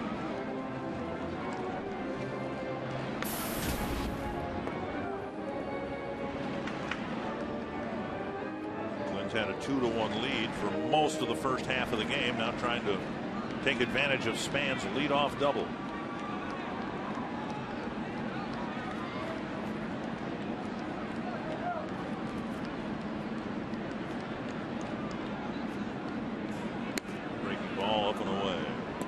Villanueva last year made 13 starts for the Toronto Blue Jays in 33 appearances, won 6 ball games, lost 4. Mainly used as a reliever with the Brewers.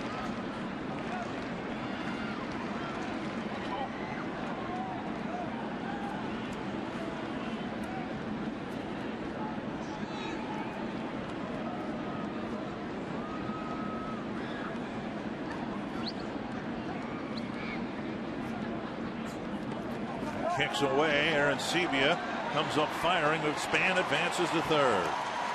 An important advancement for Span, who got a good look at that pitch, headed for the dirt, and as soon as it hit the dirt, it seemed like he took off. Yeah, that's good base running right there. That kind of picks up Dozier right there after he struck out. Dozier's job to get Span over to 3rd. So this wild pitch, Aaron Sebia utilizing his chest protector, and watch Span right here. Couple steps, then we see that ball gets away, hustles over to 3rd. Now instead of the Jays shifting Mauer, they bring the infield in with Span at 3rd and 1 away. 2-1 to the Twins catcher.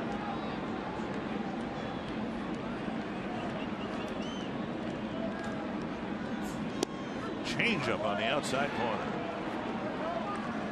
Mauer didn't get the fastball and didn't swing at the changeup.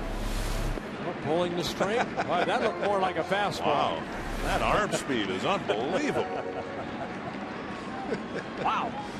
He's got to slow down a little bit. We're going to use that tape machine at our fantasy camp.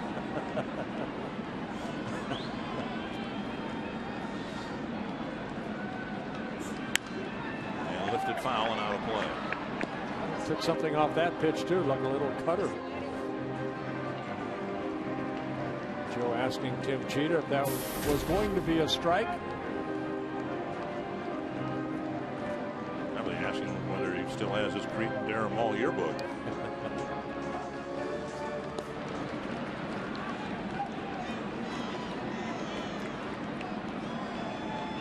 Two and two to Mauer. And another pitch. Mauer that time did a really nice job flicking that ball foul, because that was very close to tickling the outside corner.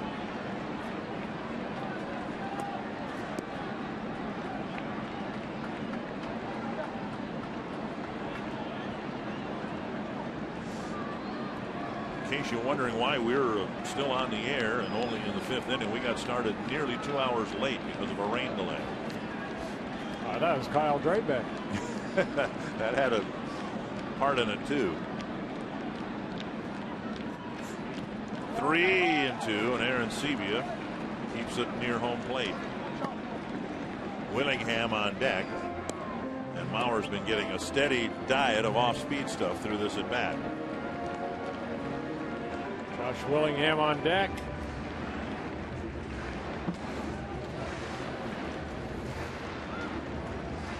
Another 3-2 count. Mauer walked on a 3-2 pitch in the first, singled in the third, and is hitting .375. Full counts. League average only .218. I find that hard to believe.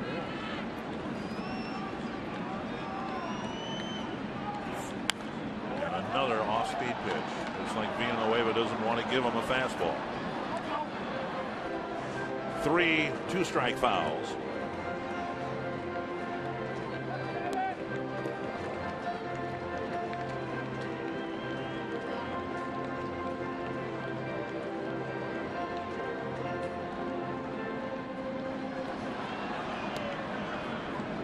Blue Jays have been in the field a long time here tonight with all the pitches that Draybeck threw.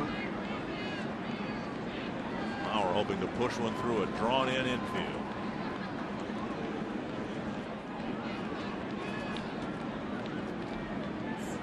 And he walked it. I tried to sneak the fastball inside, and Joe took it for ball 4. Good at bat for Joe Mauer, fouling off some pitches, drawing his second walk of the ball game. And now Willingham will hit with runners at first and third and one away.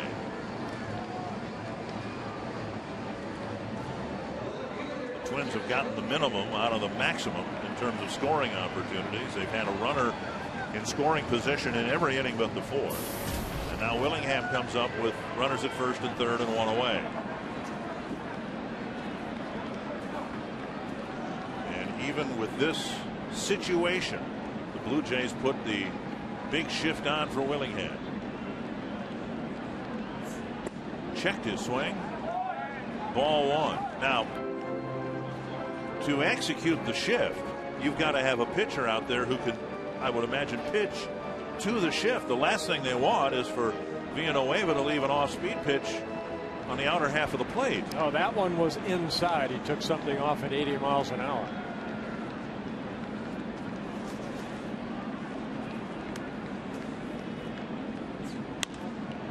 Dumped down the right field line.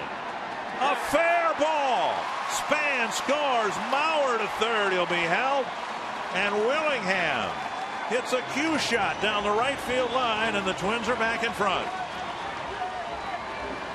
Well, that's beating the shift right there, but it doesn't beat the infield shift. But Willingham almost looked like he waited back and just hit that ball the other way. Watch him wait back, and then just hits that ball down the right field line. Boy, waited back nicely. Ball had a lot of spin on it.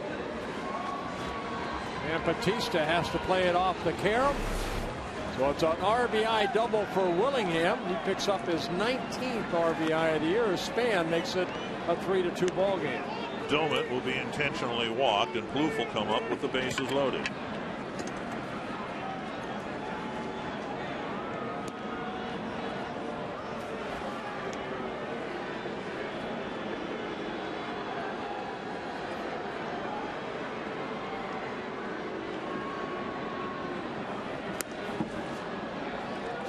So Drabek walked 4 men. And now Villanueva, an unintentional walk, and now an intentional walk. He's faced 3 men and not retired a batter. Yeah, Span's run scoring was charged to Drabek, so he went 4 1/3 innings, gave up only 4 hits, but 3 runs on 4 walks and 5 strikeouts. He is the pitcher of record.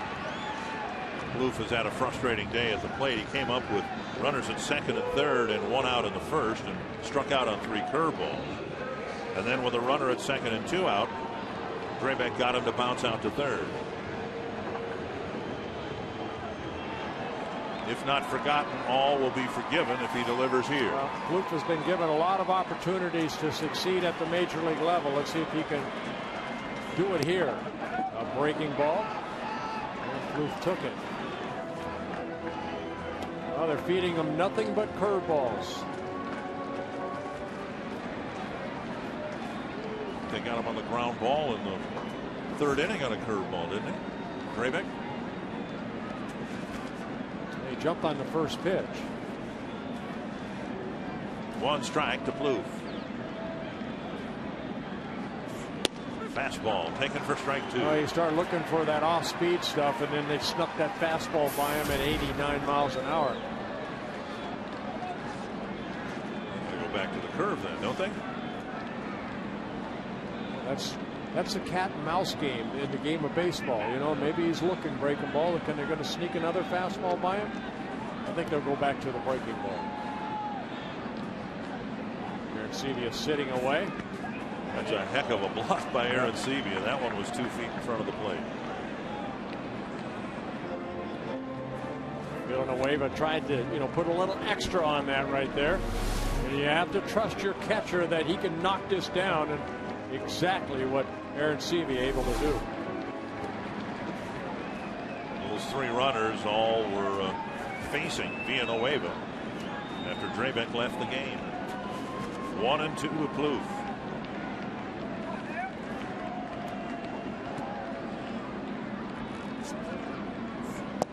Did he go? Yes, he did. Plouffe is gone, out number 2.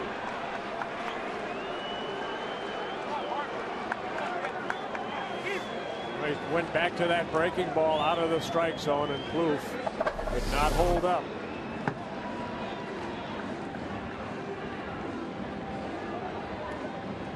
And he clearly went.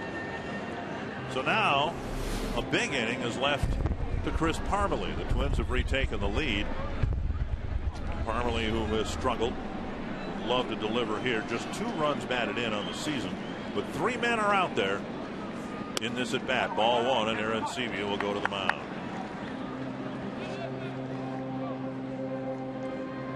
Parmelee tonight, a bouncer to second and a bouncer to short.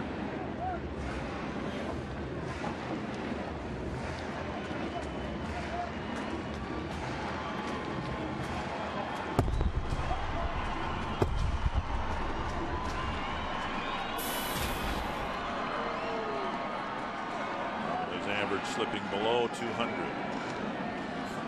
2-0.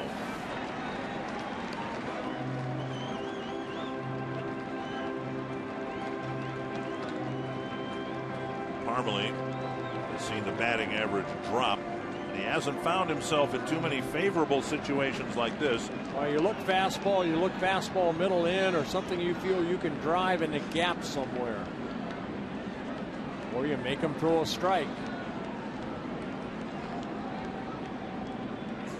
Changeup that hits the outside corner.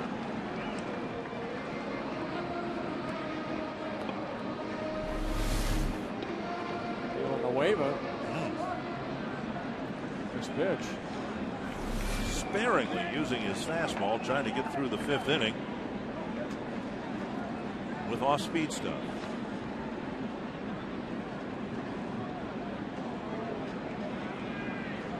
Two and one to Parmalee.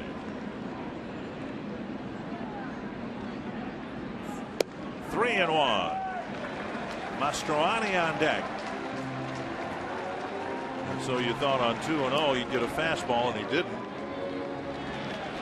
What's he going to get here on 3-1?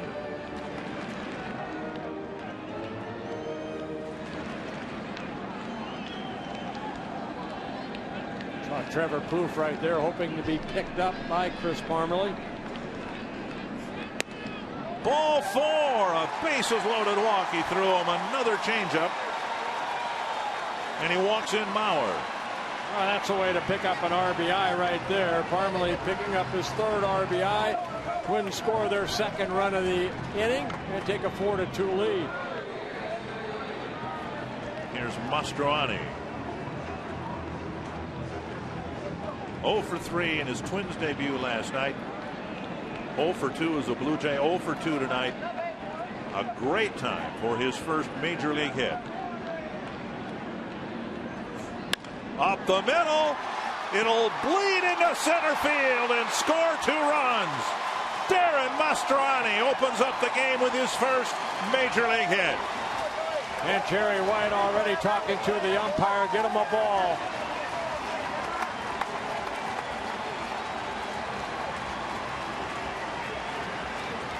He'll hit harder baseballs. He probably already has as a big leaguer, but that one found a real good spot. All right, right back up the middle. His first major league hit, driving in a couple runs, and the Twins take a 6-2 lead.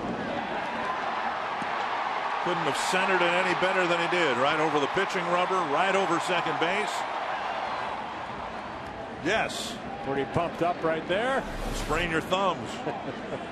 It was Jamie Carroll, 9th man to bat.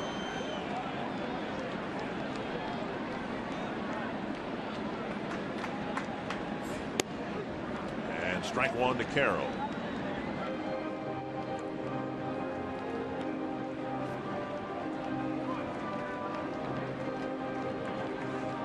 Not been a real tidy game by the Toronto pitching staff tonight. Beyond the 6 walks, deep counts. 7 walks, I should say now.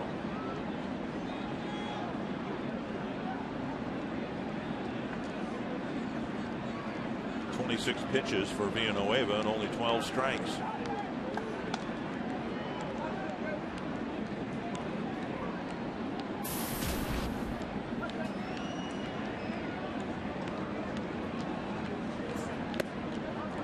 Man alive. 1-1. If he's thrown 27 pitches, how many fastballs do you think he's thrown? Maybe 5. Yeah. Joel Correno warming up.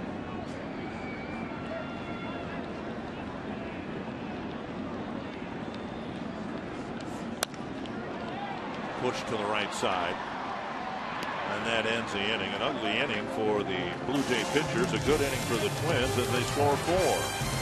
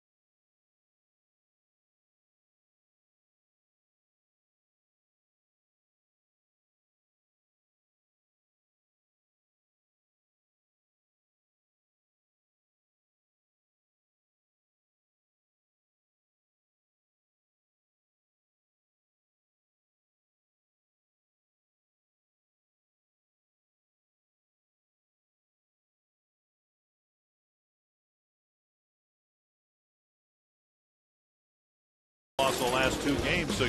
Here's our Coors Light Cold Hard Blast. Is it Willingham? No. Shoot. Well, Batista made it a 1-0 ball game in the first inning with his 6th home run. And that gave the Blue Jays a 1-0 lead. Twins came back with 2 in the bottom of the first. And then a big 4-run bottom of the 5th inning. I got to ask you this. Between innings here, you're featured on the scoreboard quite a lot.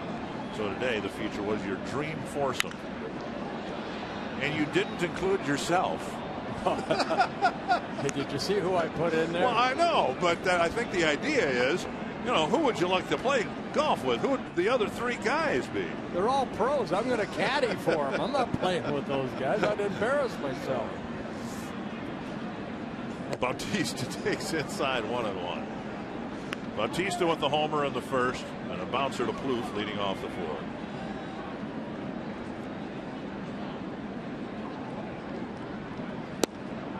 And Blackburn just missed the outside corner. Then an Encarnacion and then Thames.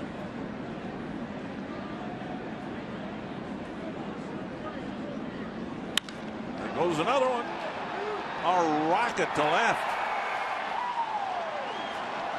And it's 6-3.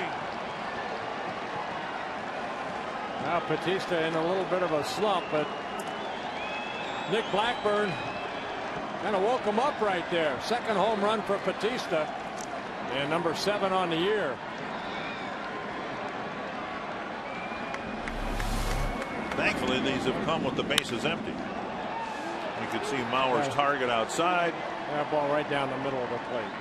Batista with that strong swing.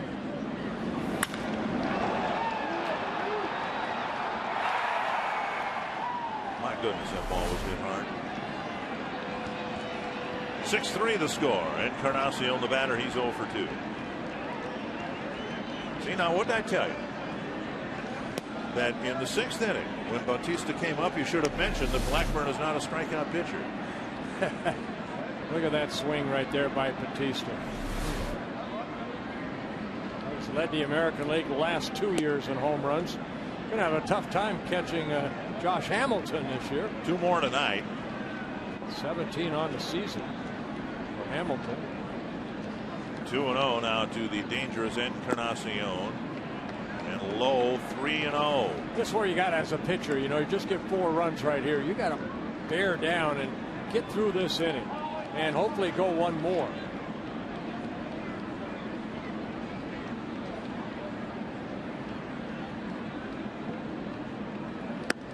And a strike. You know, the Red Sox have struggled with their pitching department. You mentioned Josh Beckett. It was mentioned that he has the highest ERA among starters in the American League, 2nd highest only to Clay Buchholz, and now a walk puts Encarnacion aboard.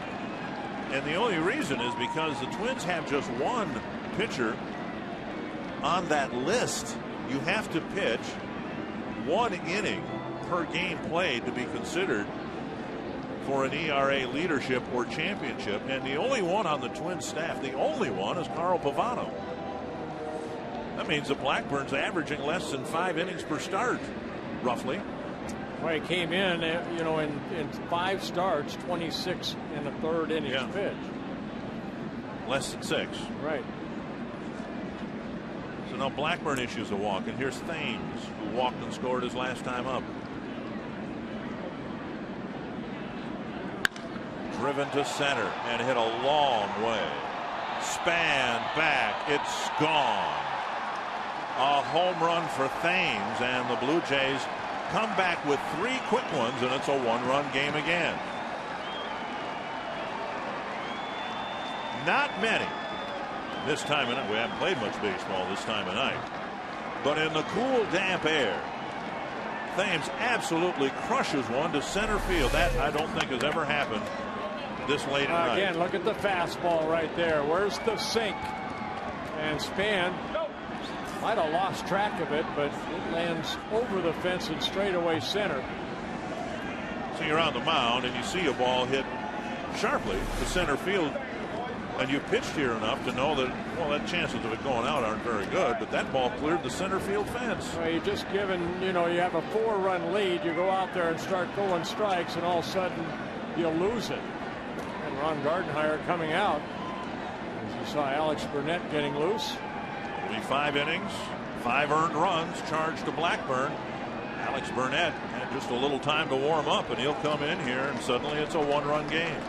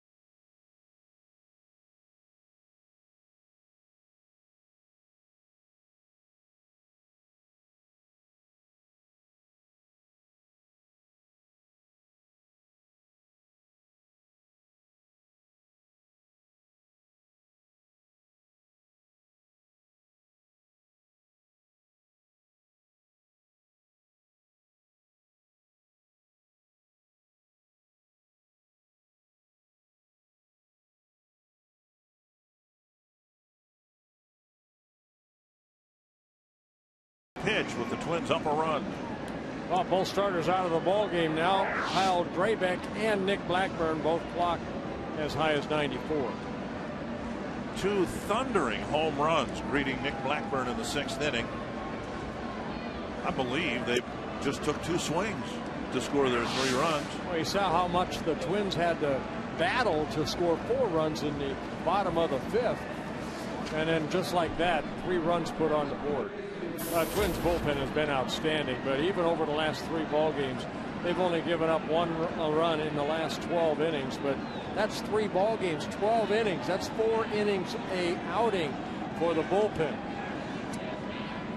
Burnett. And here again, they're asked to pitch 4 innings. And Burnett's first pitch is a breaking ball that hits the corner.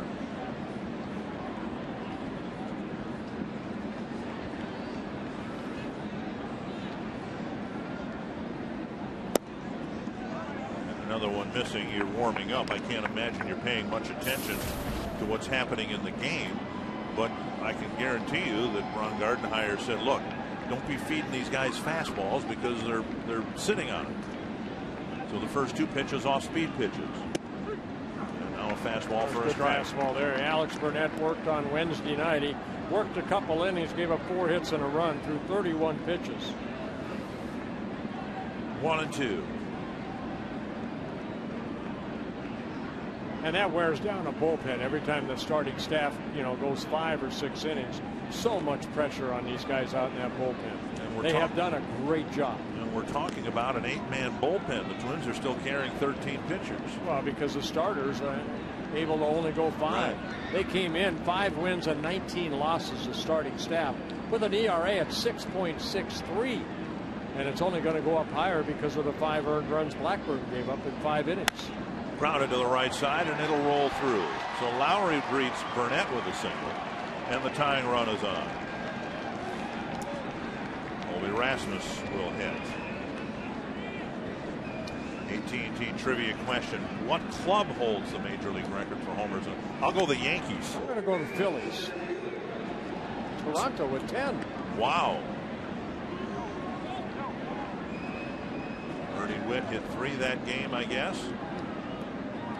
Who else might have hit him? George Bell, I would imagine. Lloyd Mosby.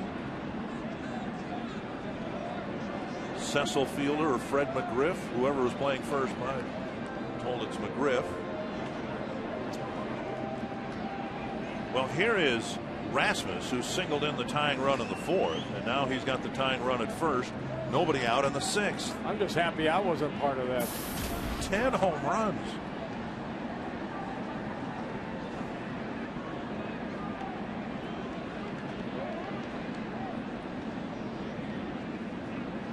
Rasmus with a fly to right and a single to right.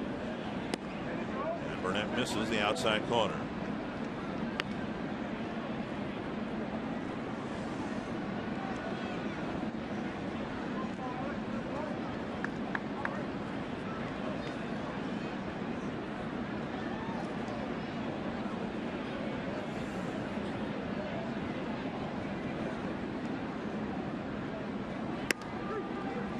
Hit the corner, 1-1. Burnett's numbers have been pretty good. Important here to keep an eye on Lowry. He represents the tying run, and at times Twins have not done a good job of holding runners on, particularly some relief pitchers.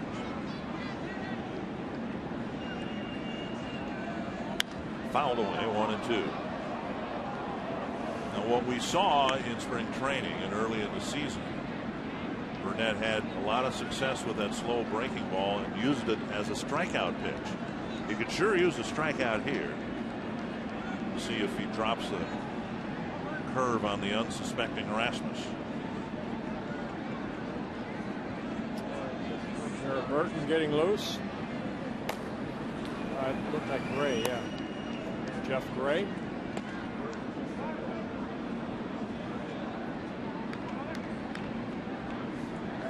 Yeah, Burton was up, and then Gray just got up. And this is just the 6th inning. We got another 3 innings after this. Burton has been used a lot in late inning situations. To center, hit it span. Went back. Now he comes in, 1 down. Well, we were talking about starting pitching, how they're struggling this year. 32 ball games, only 8 quality starts, and not a lot. Now back in 2010, the starting staff had the most wins, tied in Major League Baseball. Last year, 25th, and this year with only 5 wins as a starting staff, they are last. And what's amazing about that is so many of the characters are the same. Blackburn a part of that staff. Liriano, Pavano.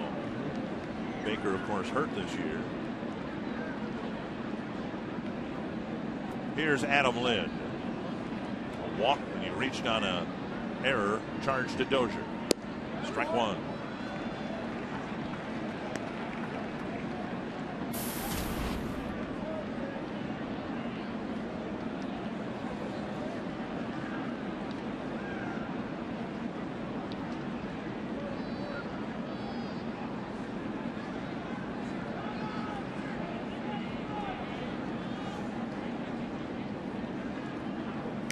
Swinging a foul, 2 strikes. Good fastball right there at 91.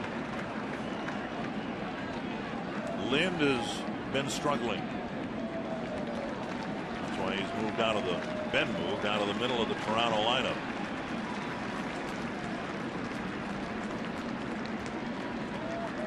He's also bounced into 4 double plays this year.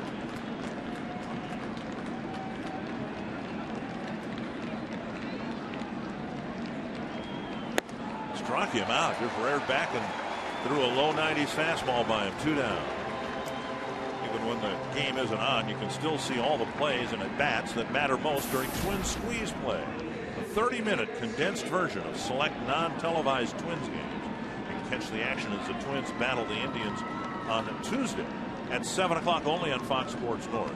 We are not televising that game. We have, however, picked up another telecast. I'll tell you about that here right after this first pitch to J.P. Arancibia. That being that day game in Oakland, against Oakland here. On the 30th here, final game of the homestand. We have added that to our television schedule. There are going to be so few games non-televised this year. Tuesdays is one of them. 1 strike to Arancibia.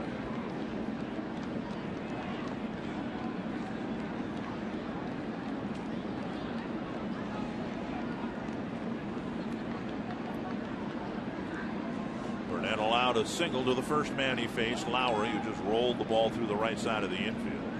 He's come back to get Rasmus on a fly ball and Lind on a strikeout. Lowry goes, pitch rolled, foul. 2 strikes. innings. Lowry got a good jump.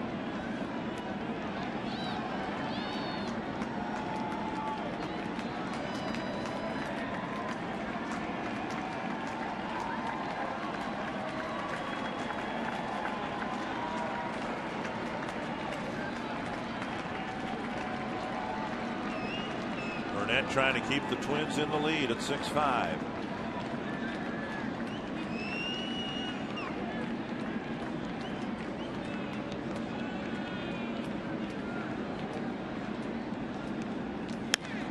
Popped up.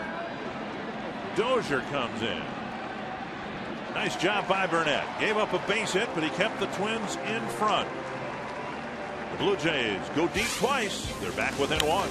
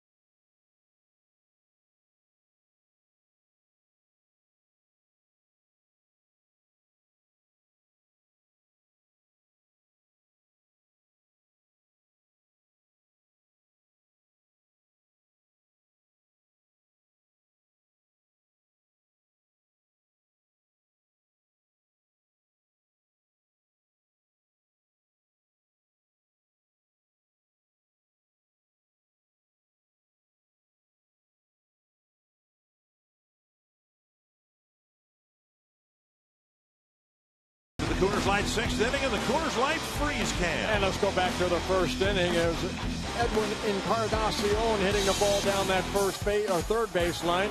Trevor Plouffe in foul territory. Strong throw across the diamond to get that final out of the first inning. So it's a one-run Twins lead. Good job by Burnett as he got the 3 outs needed to preserve the Twins lead. Twins sent 9 men to the plate in the 5th. So Span, who started the 4-run inning with a double, almost out of the ballpark, will lead off against a new pitcher.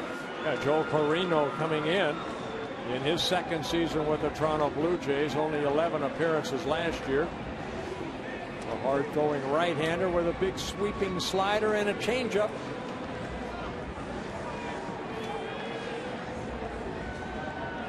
Span has reached all 3 times, scored twice, 2 hits and a walk.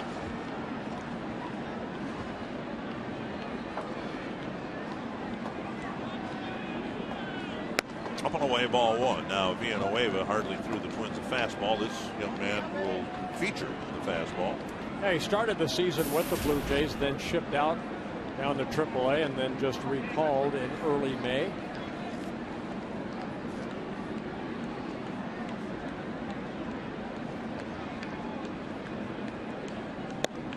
On the outside corner.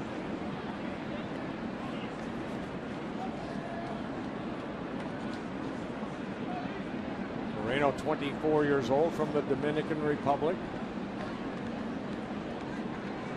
A chilly Friday night here at Target Field. Rain delay of just under 2 hours. And now the Twins with a 6-5 lead. Outside 2-1.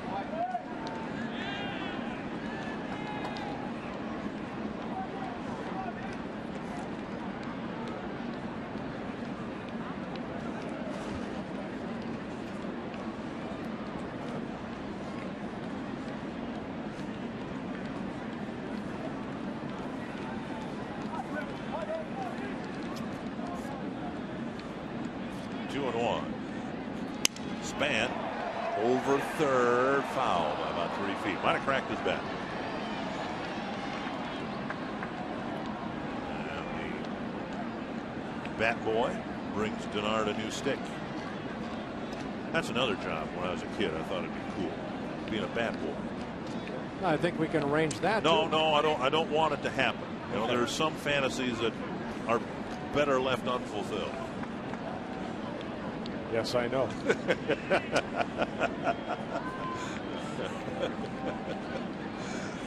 2-2.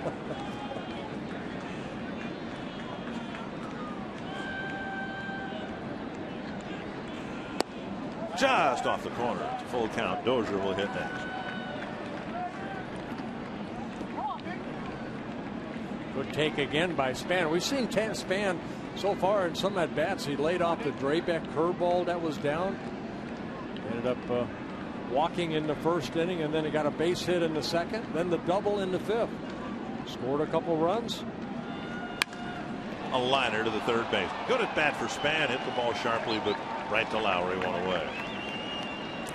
You can follow the Twins with MLB.com at Bat12 for your iPhone, iPad, Android, BlackBerry, or Windows Mobile. Get live audio, pitch tracking, video highlights, and more.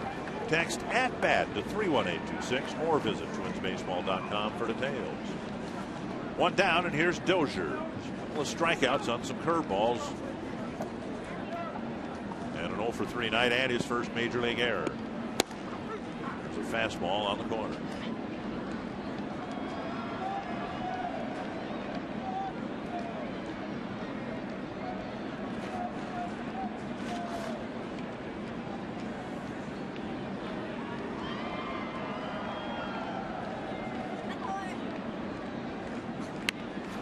Bunt, but toward the mound.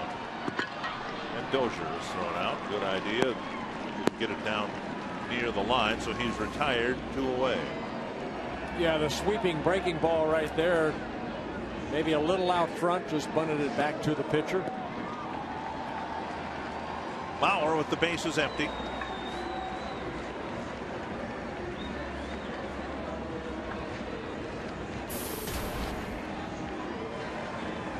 One hit, a couple of walks, couple runs scored.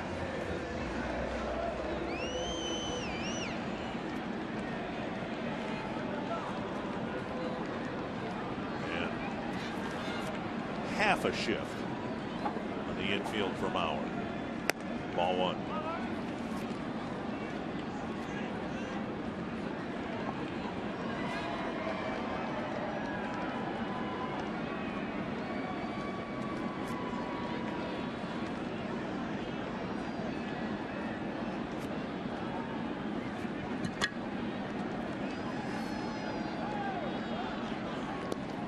Boy, Aaron Seavey has had a night and a half worth of work here with the late start everybody had to deal with. But Drabek is all over the place. Villanueva threw a lot of junk up there. And now it's 2-0 to Mauer.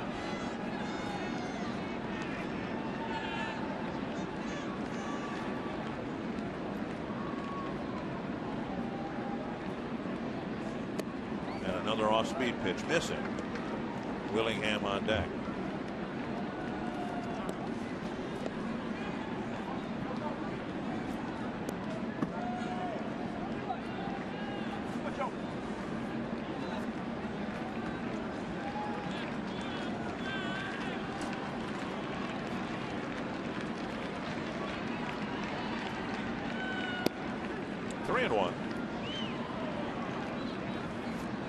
Twins had a 1-2-3 inning in the fourth, but they came back and batted around in the fifth.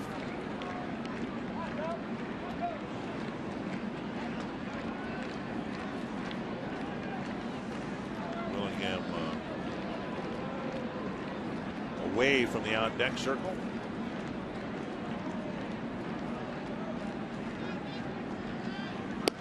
Three and two. There have been 16 3-ball counts by the Jays pitching staff here tonight. 7 walks, one of them intentional.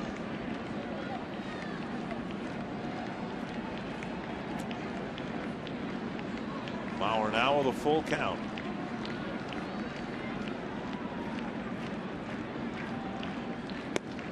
Just off the plate. So Bauer never did swing the bat. He took 7 pitches or 6 pitches and draws a 2-out walk. Yeah, third time Joe has walked in the ball game. And the 8th walk by the Toronto pitching staff. 1 intentional.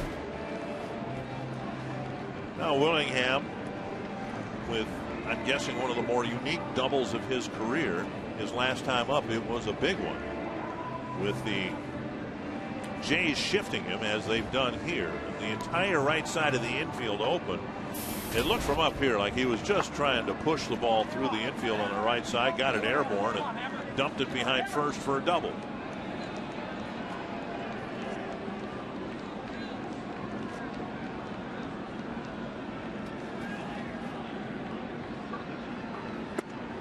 Up and in, ball 1.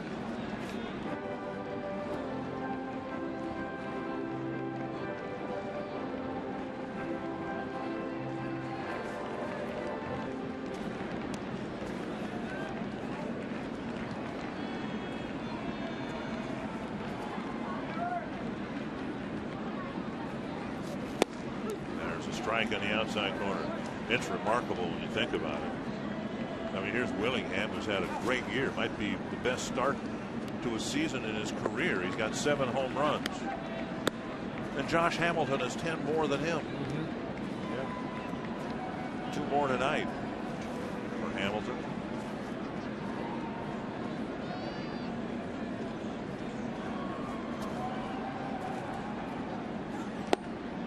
Threw a breaking pitch. A hard slider right there. Good location.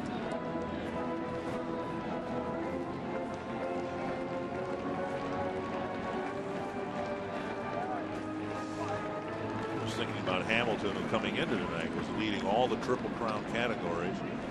He's a free agent after this year. As then you remember, no Triple Crown winner has ever entered free agency, because the last Triple Crown winner in the books is Yastrzemski in '67. There wasn't free agency back then.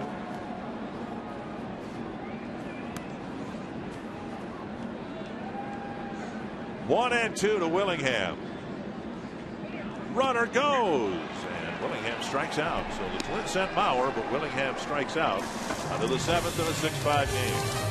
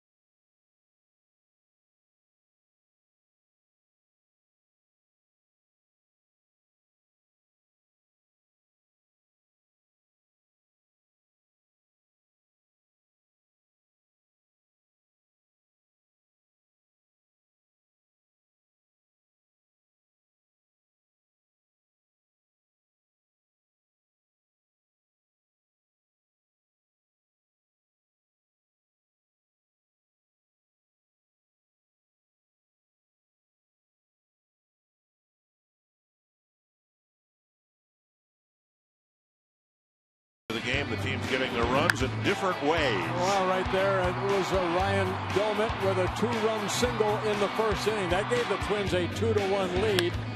And then Mastroianni with a big 2-run single, his first major league hit. That drove in a couple more runs in the bottom of the 5th inning for a 6-2 lead. But the Jays came right back. Batista with a solo home run. And Thames with a 2-run home run to straightaway center. And it's a 6-5 Twins lead. And so the Twins have a 1-run lead, and one of the very pleasant surprises for the Twins this year, Jared Burton comes into the ballgame to try to keep it that way. Yeah, Burton has been outstanding, making his 14th appearance. 12 innings, he's struck out 12, only a couple walks. You see the opponent batting average at 0.79. Burton has not allowed a run in his last 10 appearances, covering 10 1/3 innings, allowing no hits with 1 walk and 11 strikeouts.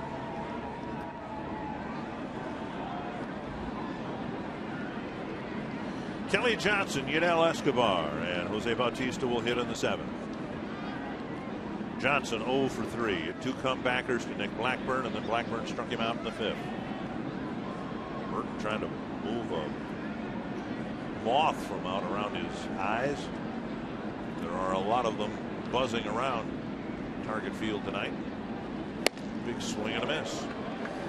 Yeah, Burton last pitched on Tuesday night here against the Angels, 1 shutout inning. So that's 2 nights rest. The Twins don't want Burton pitching in back-to-back days, and you can see those things have been buzzing around the target field throughout this homestand.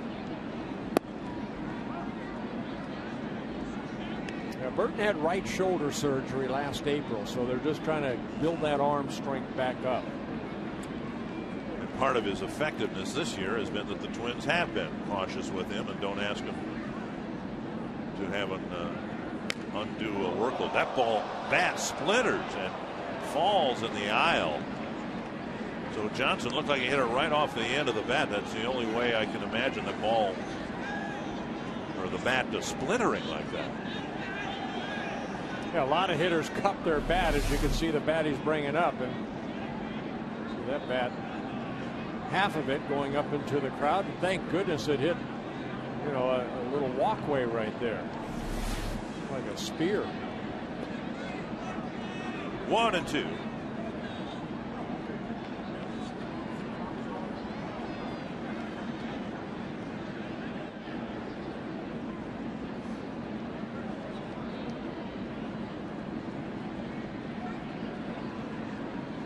Struck him out. Johnson down on strike.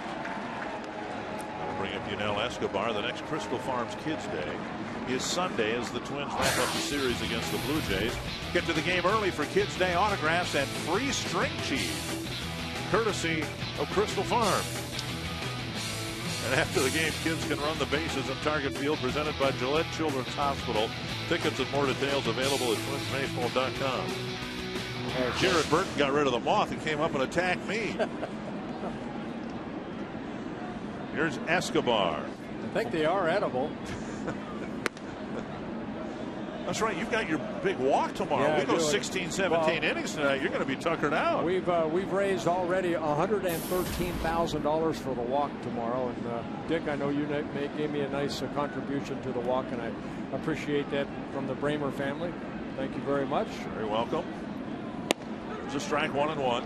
You know, one of Burton's featured pitches, one of his best pitches, is he calls it a splange. It's kind of what Matt Capps throws. It's a split change, and that's a pitch that Twins pitchers, as they come through the minor leagues, they're really not encouraged to throw. That's not a Twins type of a pitch, but Burton has it. Capps has added it, and it's been a really effective pitch for both of them. Yeah, it's like a changeup. That's all you're doing is just opening your fingers up on that ball and just thinking fastball. Throw it the same way. Eddie Guardado taught Capps that in spring training. It's not where you jam it in like Jack Morris did.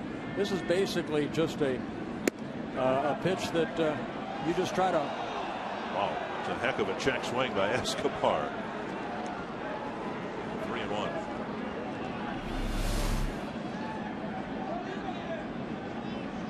If you did check, made it look good by throwing the bat away. 3-1 to Escobar.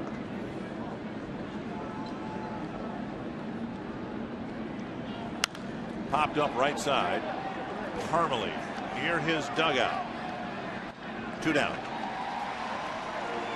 Yeah, that pitch that Burton has is, you know, I played with Brian Harvey, and he used to jam it in there like Jack Morris, but this is just kind of a split finger. All you're doing is opening up your fingers a little bit rather than, jamming it in there. You're just opening it up and throwing it just like a fastball. And then what Capps is getting, and also Burton, they're getting some good sink on it. I believe he struck out Johnson on it. Right. Just throw it just like a fastball, and the ball will tail. And then as you get better, they start utilizing the seams to even get a little more downward motion. And all it is just telling yourself, for this to work, it's like a good sinker, it has to start at the knees and work its way down. Here's Bautista. The ball now a strike. Very few, and Juan Berger is one of the few, would throw that split finger pitch for a strike. Start it high and have it drop down into the strike zone. It's dangerous to do that. Bounce to short. That might have been the pitch right there. Great location. And Burton continues his mastery, pitching a 1-2-3-7.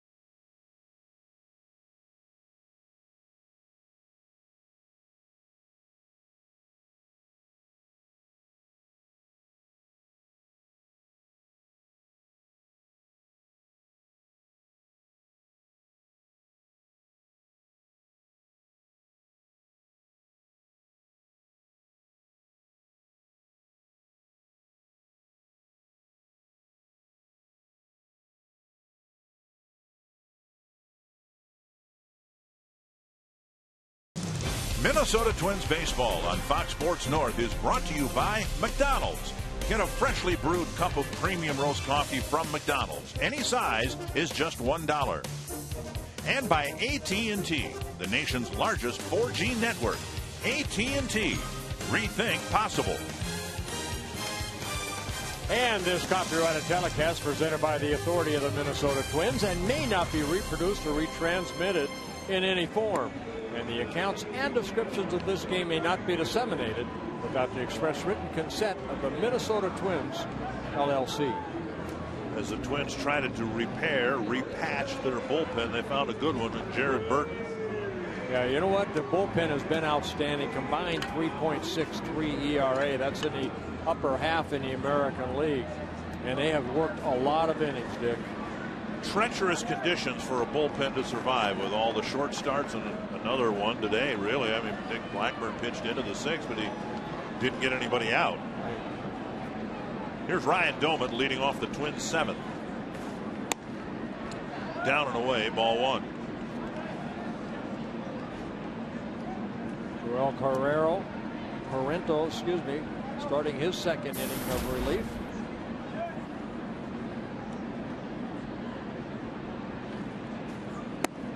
Second baseman Kelly Johnson is playing about where right fielders used to play for Mike Redmond.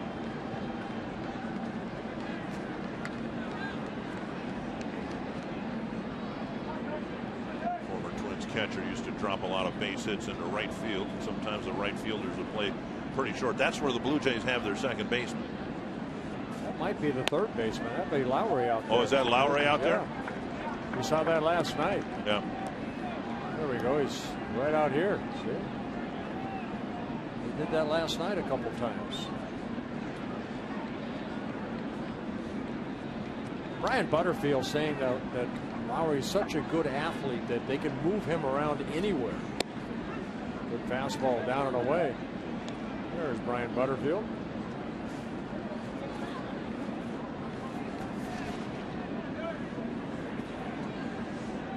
You leave the shortstop and second baseman where they are and move Lowry around. 3-1. Old foul, now 3-2. And it was with this shift, Doman was up there. Twins needed base runners. He tried to drop down a bunt. Yeah, he told Robbie Antonkowski it's more mental than, you know, when you see a shift like this than it is. I've always been a pull hitter, he said. So, you know, if I can bunt, I'm going to try to bunt. But, you know, right here, he's just going to try to hit it, hopefully, over the fence. And he ends up drawing a walk. So the leadoff man on again here in the 7th inning. It's a 9th walk for the Blue Jays pitching staff. Highly touted Twins prospect Miguel Sano is getting his start at Class A Beloit in Wisconsin. Fox Sports Wisconsin's Jesse Temple caught off with him this week. You can read the story now at foxsportsnorth.com. Regarding Sano, and he and Eddie Rosario are both doing very well in Class A. Bobby Valentine is producing a film following Sano and another minor league prospect. I guess it's done documentary style about Sano signing at age 16 out of the Dominican Republic and his development through professional baseball. Blues sends a high fly to deep left field, but in the corner, caught by Thames, one away. Now tagging and going to second is Komatsu, pinch running for Doman. Eric Komatsu entered the game as a pinch runner, and he scampered to second on the towering fly ball to the left field corner. Good read right there by Komatsu, who did just start the pinch hit for the Doman, who walked. He read it very nicely right there. Got back, tagged up, and Jerry White saying go, go, go to second base, and he slides in safely. Good heads-up play. Twins did a lot of things wrong last night. The Blue Jays did a lot of things right, including some alert base running, and that helped them get their 6-2 win. Now the Twins hope that an alert pinch running substitution and a move by Komatsu will lead to an insurance run. Here's Parmalee. High and deep to left center. And this time Komatsu plays it halfway. Out number 2. And that'll bring up Mastroianni. Parmalee drove in a run with a walk in the 5th, and he jumped on the first pitch and hit another towering fly ball.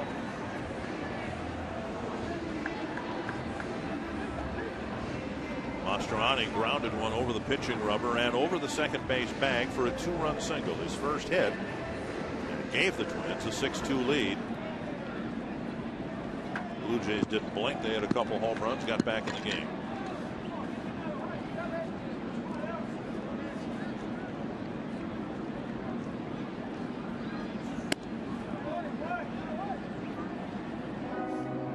Now Komatsu, seeing that ball was a high fly ball, and went back and tagged up. And it might have surprised the left fielder right there. So good base running right there. Twins hope to have it pay off if Mastroianni can get another base hit. That'll work. Komatsu around third. He's coming in. Thames with the throw. Safe! And going to second as Mastroianni has delivered 2 big hits tonight. Well, Mastroianni picked up his 3rd major league RBI on his 2nd hit. So the heads-up tag by Komatsu, getting from first to second, pays off for the Twins. Slider that stayed up right there, softly hit, and a good strong throw, but the hustle of Komatsu. There's 2 outs, so you go on movement. And he doesn't need to pick up Steve Little in this. He's going to score. Twins take a 7-5 lead. And a tip of the cap to the manager for making a move. He only has 3 bench players, and it's not easy to take out your top RBI guy in a 1-run ball game in the 7th inning. Ron Gardenhire took Domet out, put in Komatsu, and that move led to not only the advancement to second, but the scoring on the short single to left. Carroll with a tapper to short. Escobar ends the inning, flipping to first. The Twins take advantage of a leadoff walk and now lead by 2.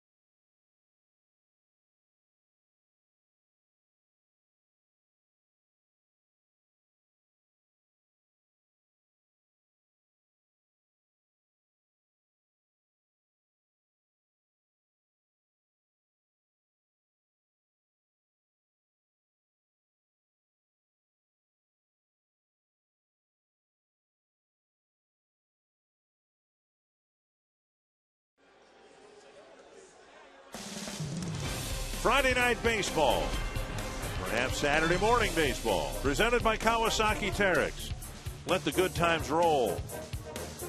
Glenn Perkins will come in here. His job is to get the Twins off the field with the lead before the fishing season starts in 9 minutes. Now, you think the fish are hiding right now? No. Knowing no, they're out feeding. The walleyes are out feeding right now. And boats are already on the spot. They're ready to. With the lines in the boat. You can't have your line in the water yet. Well, Glenn Perkins would be out there, except he's a Major League Baseball player. You see the numbers on Perkins. He worked in last night's ball game.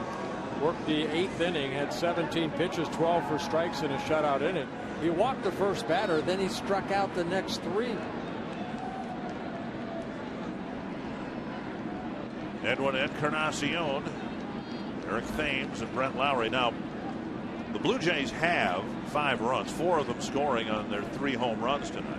So the extra run the Twins got might allow Glenn Perkins to pitch a little more aggressively here. He pitches aggressively anyway, missing the inside corner, but he can pretty much let it fly with a 2-run lead, maybe a little less so with a 1-run lead. Yeah, just no walks right here. Make them earn it. 1-1. Good fastball, clocked at 95.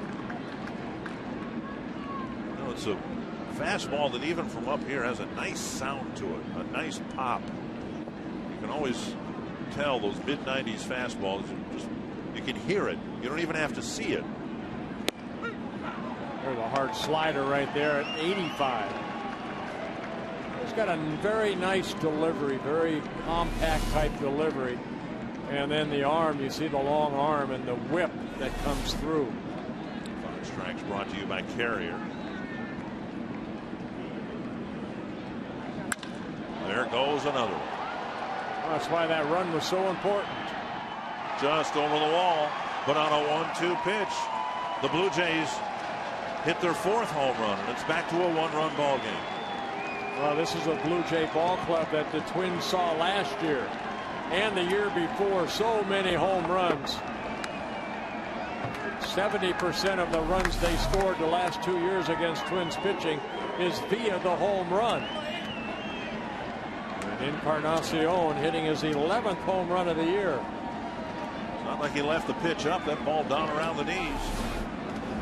Here's Thames, hit a 2-run home run to straightaway center field.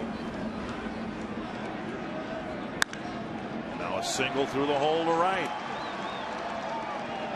So Perkins comes in, gives up a home run and a single.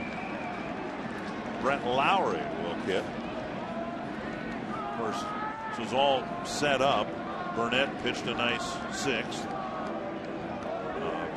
Burton pitched a nice 7th. Perkins gets the 8th. Caps gets the 9th. But now the Blue Jays with a couple of hits quickly here in the 8th inning.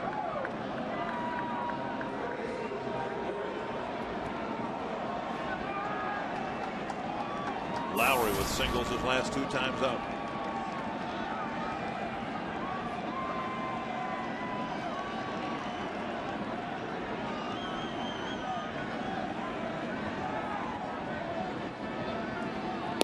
Slider over. You look at the lineup, and yeah, Bautista led the league in home runs the last 2 years. But everybody, with the possible exception of Escobar, is capable of hitting one out. Everybody else in the lineup has at least 3. So it's not just 1 or 2 guys. 1 through 9, they've got some pop. Perkins just missed the outside corner.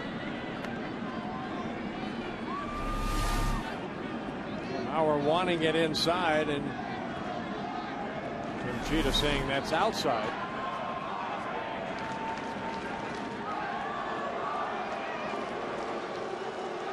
A lot of Toronto fans here. I noticed that last night. Now they're starting to chant.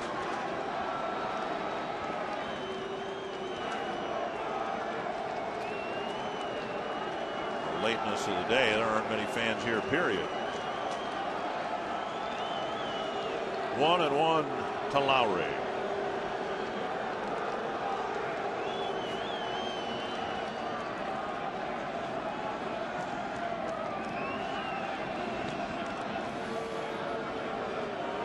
Seeing the Blue Jays swing the bats aggressively and run the bases aggressively.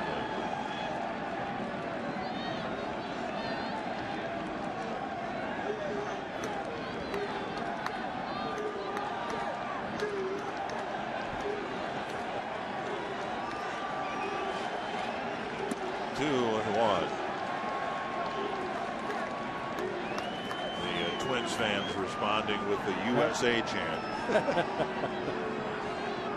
This used to be a popular place for Toronto fans to come when the Sky Dome was selling out, when they drew over 4 million fans.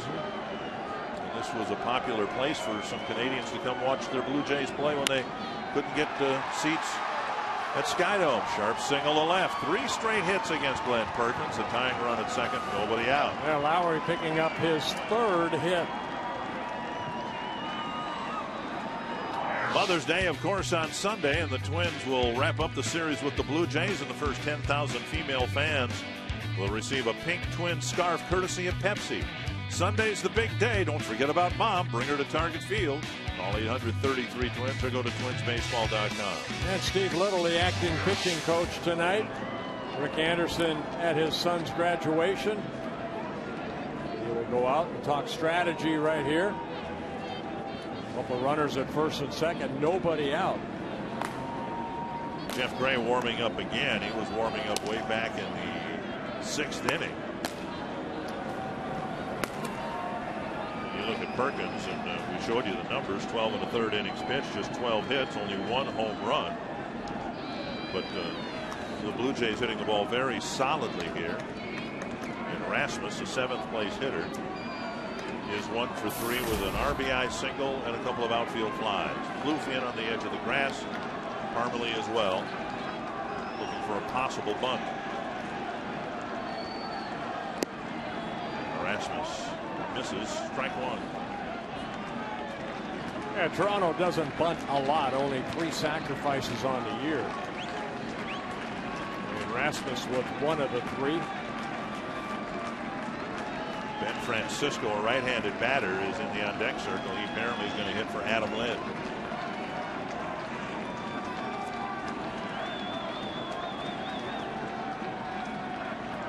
One strike.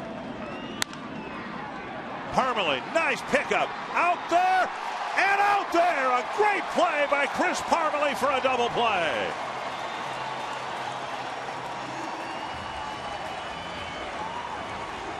Thames moves to third. But an awfully sweet pickup by Parmalee as he started a 3 unassisted 6 double play. With the ball hit toward the bag, he steps on the bag. It becomes you have to tag the runner out. And a good throw on the infield side. Quick tag by Dozier to complete the double play.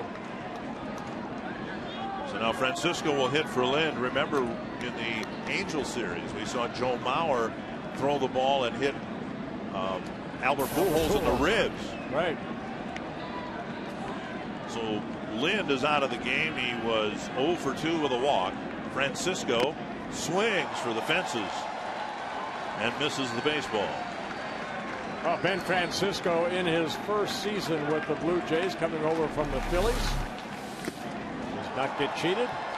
0 for 2 as a pinch hitter, but 5 hits and 16 at bats overall. 2 strikes.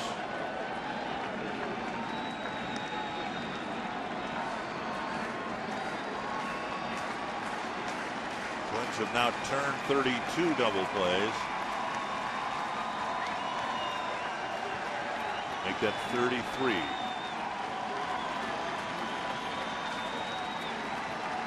Two strikes to Francisco. That's not a 2-strike swing. He didn't tone that swing down at all, Bert. Dwayne Murphy, school of hitting. Swing hard in case you hit it. Wow.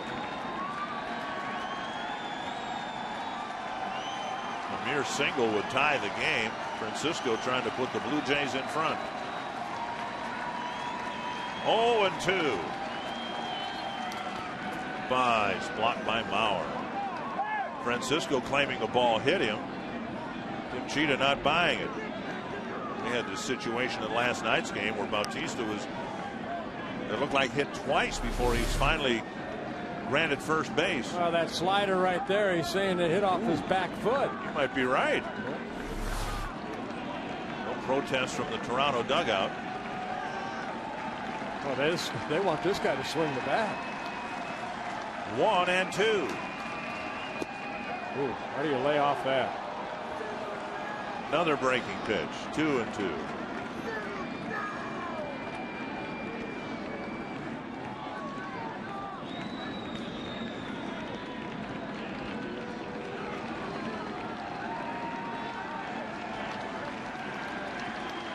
High fastball. Where do you throw this pitch? They throw a high fastball right here. He's got that uppercut swing.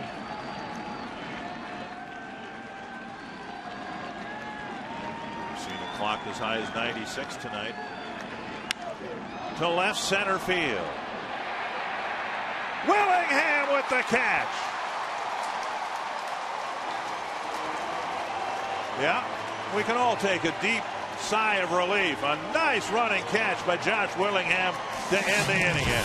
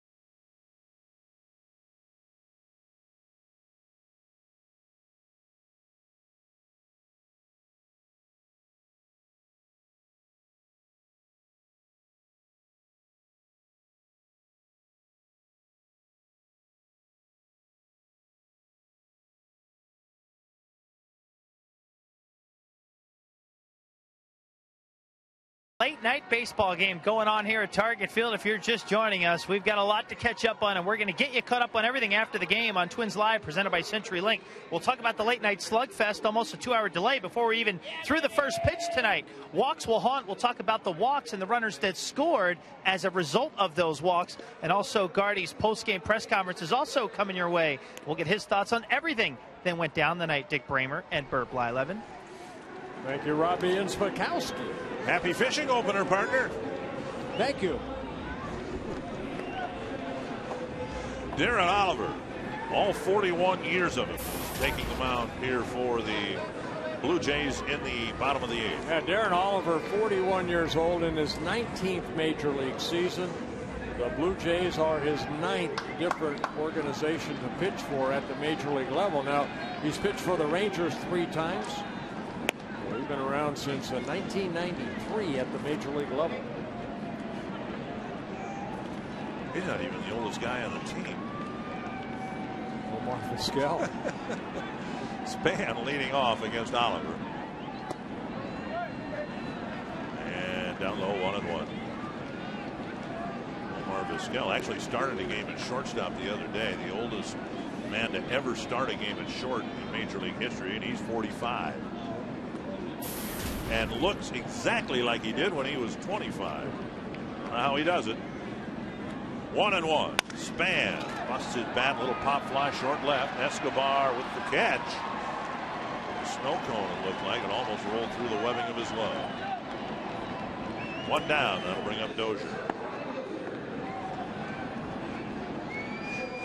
Bautista moving into from right field to first base, and Ben Francisco takes over in right field. He pinch hit for Adam Lind. Dozier hitless on the night, tried to bunt his way aboard in the 6th. Now Escobar with a basket catch. Dozier gone. He's got an 0 for 5 going. 2 quick outs here in the 8th.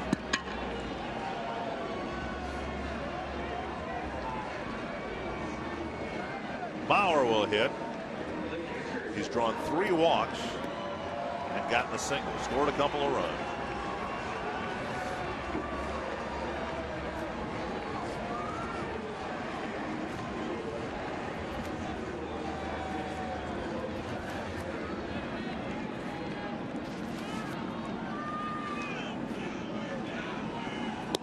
Oliver, part of the Texas Ranger bullpen that led the Rangers to the World Series the last 2 years.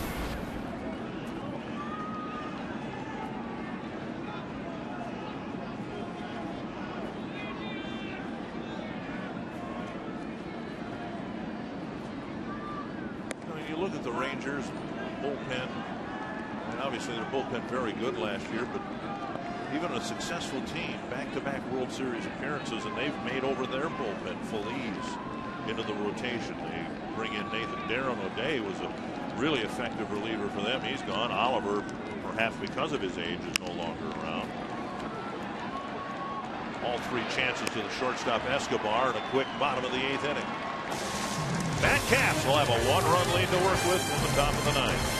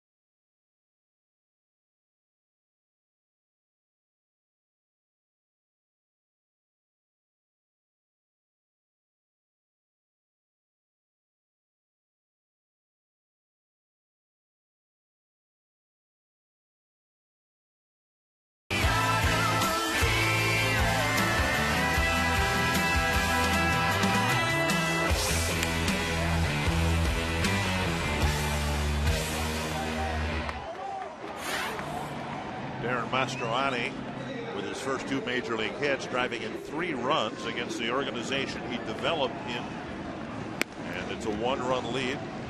Yeah, Matt Capps is going to try to get this save right here so Mastroianni could say, you know what, I got my first major league hit, my second major league hit, 3 RBIs. This will be something that he will remember the rest of his life, and he wants to top it off with a Twins win. Matt Capps looking for his 6th save in 6 save opportunities, his 11th appearance overall. His last save coming in a win in Seattle. Well, Burton using that splange, that pitch that he's featured this year, had a 1-2-3 7th, and that's the hope here for Capps, that he can have similar success.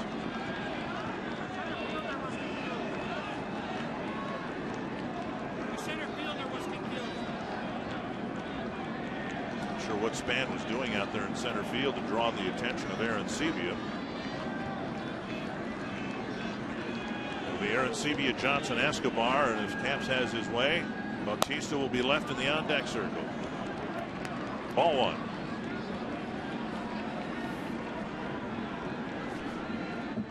Arancibia with a single and 3 trips. Pop straight up. Mauer with Plouffe in his shadow making the catch. After what happened last night, Twins weren't about to let that ball hit the grass. 2 down, or 1 down.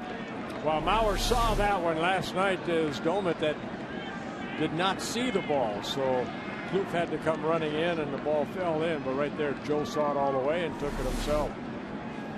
Here's Johnson, 0 for 4, striking out the last 2 times. It's outfield, playing very deeply, of course. Parmalee, a left-handed first baseman, is about 3 feet off the line down the right field line. No extra base hits down that line. Plouffe now moving off the line at 3rd.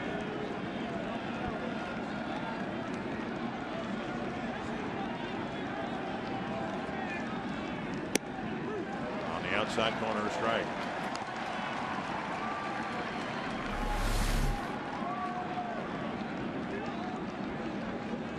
Painting the corner.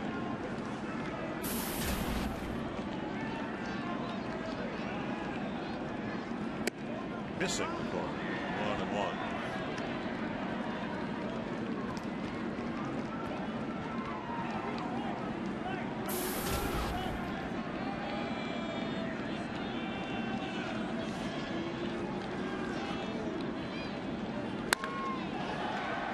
Off the glove of Parmalee, and Johnson, fleet-footed, beats out the any chance of Carroll recovering to throw him out at first. Parmalee looked like it hit him in the glove, but he couldn't control it. Well, you know, you're guarding the line right there, and Parmalee went to his right, and the ball hit off his glove. You see where Parmalee's at. Dove for the ball. That one hopper just skipped underneath his glove. Carroll, as the pitcher Capps getting over there, we can see Johnson hustling down that line. Even a good throw probably would not have if Carroll had thrown that ball. An infield base hit credited to Kelly Johnson. And you could see on replay something I couldn't see as the play was developing. Parmalee never had a chance to catch that ball on the fly. It was on the first hop. Yep. Here's Escobar, 0 for 4. Hit into a double play in the 3rd inning. And the key here, if possible, keeping Bautista in the on-deck circle.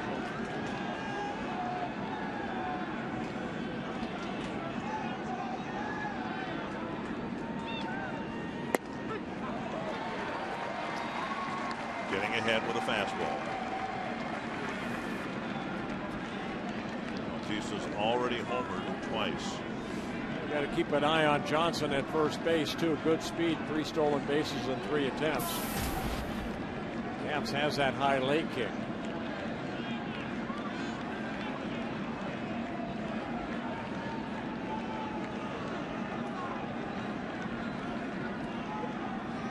That gets by Mauer, and he'll get to second on a wild pitch.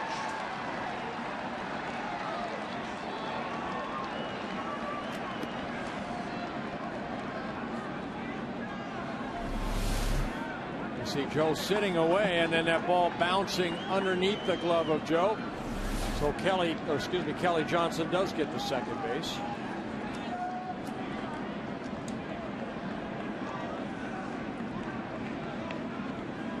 Camps his second wild pitch of the year. Now a hit to the outfield, and the outfield still playing deeply. Hit to the outfield would tie the game.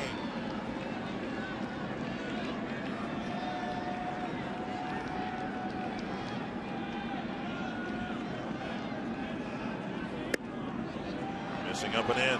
2-1.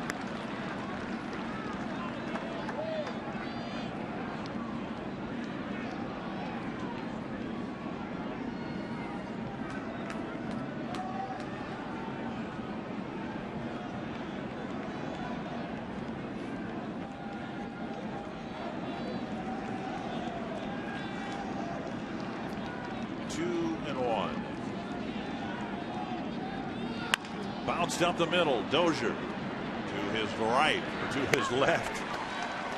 And Escobar's retired, and on the play, Kelly Johnson goes to third. The tying run 90 feet away, and here comes Escobar. Here comes Bautista. Yeah, Bautista in the first inning, a solo home run that made it a 1-0 lead. As we look at his 2 home runs, this one coming off of Nick Blackburn. And then in the 6th inning, leading off the 6th inning off of Blackburn, his second solo home run. Earlier this year, Curtis Granderson of the Yankees hit 3 in a game against the Twins.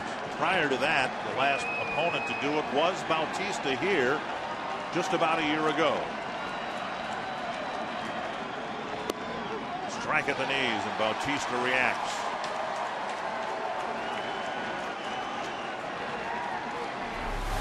He thought this pitch was low. Let's see what Fox Tracks has. Bautista doesn't like it.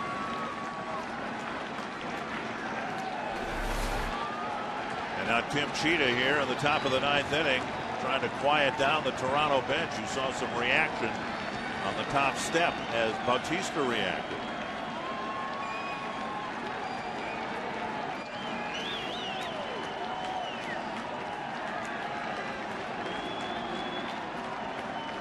One strike to Bautista.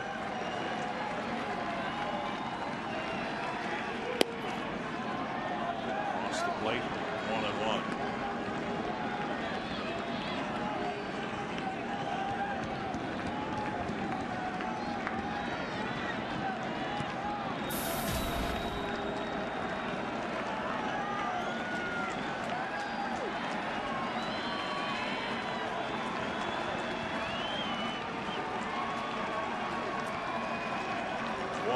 To Jose Bautista. Towering pop-up. Left side. Bluth calls for it.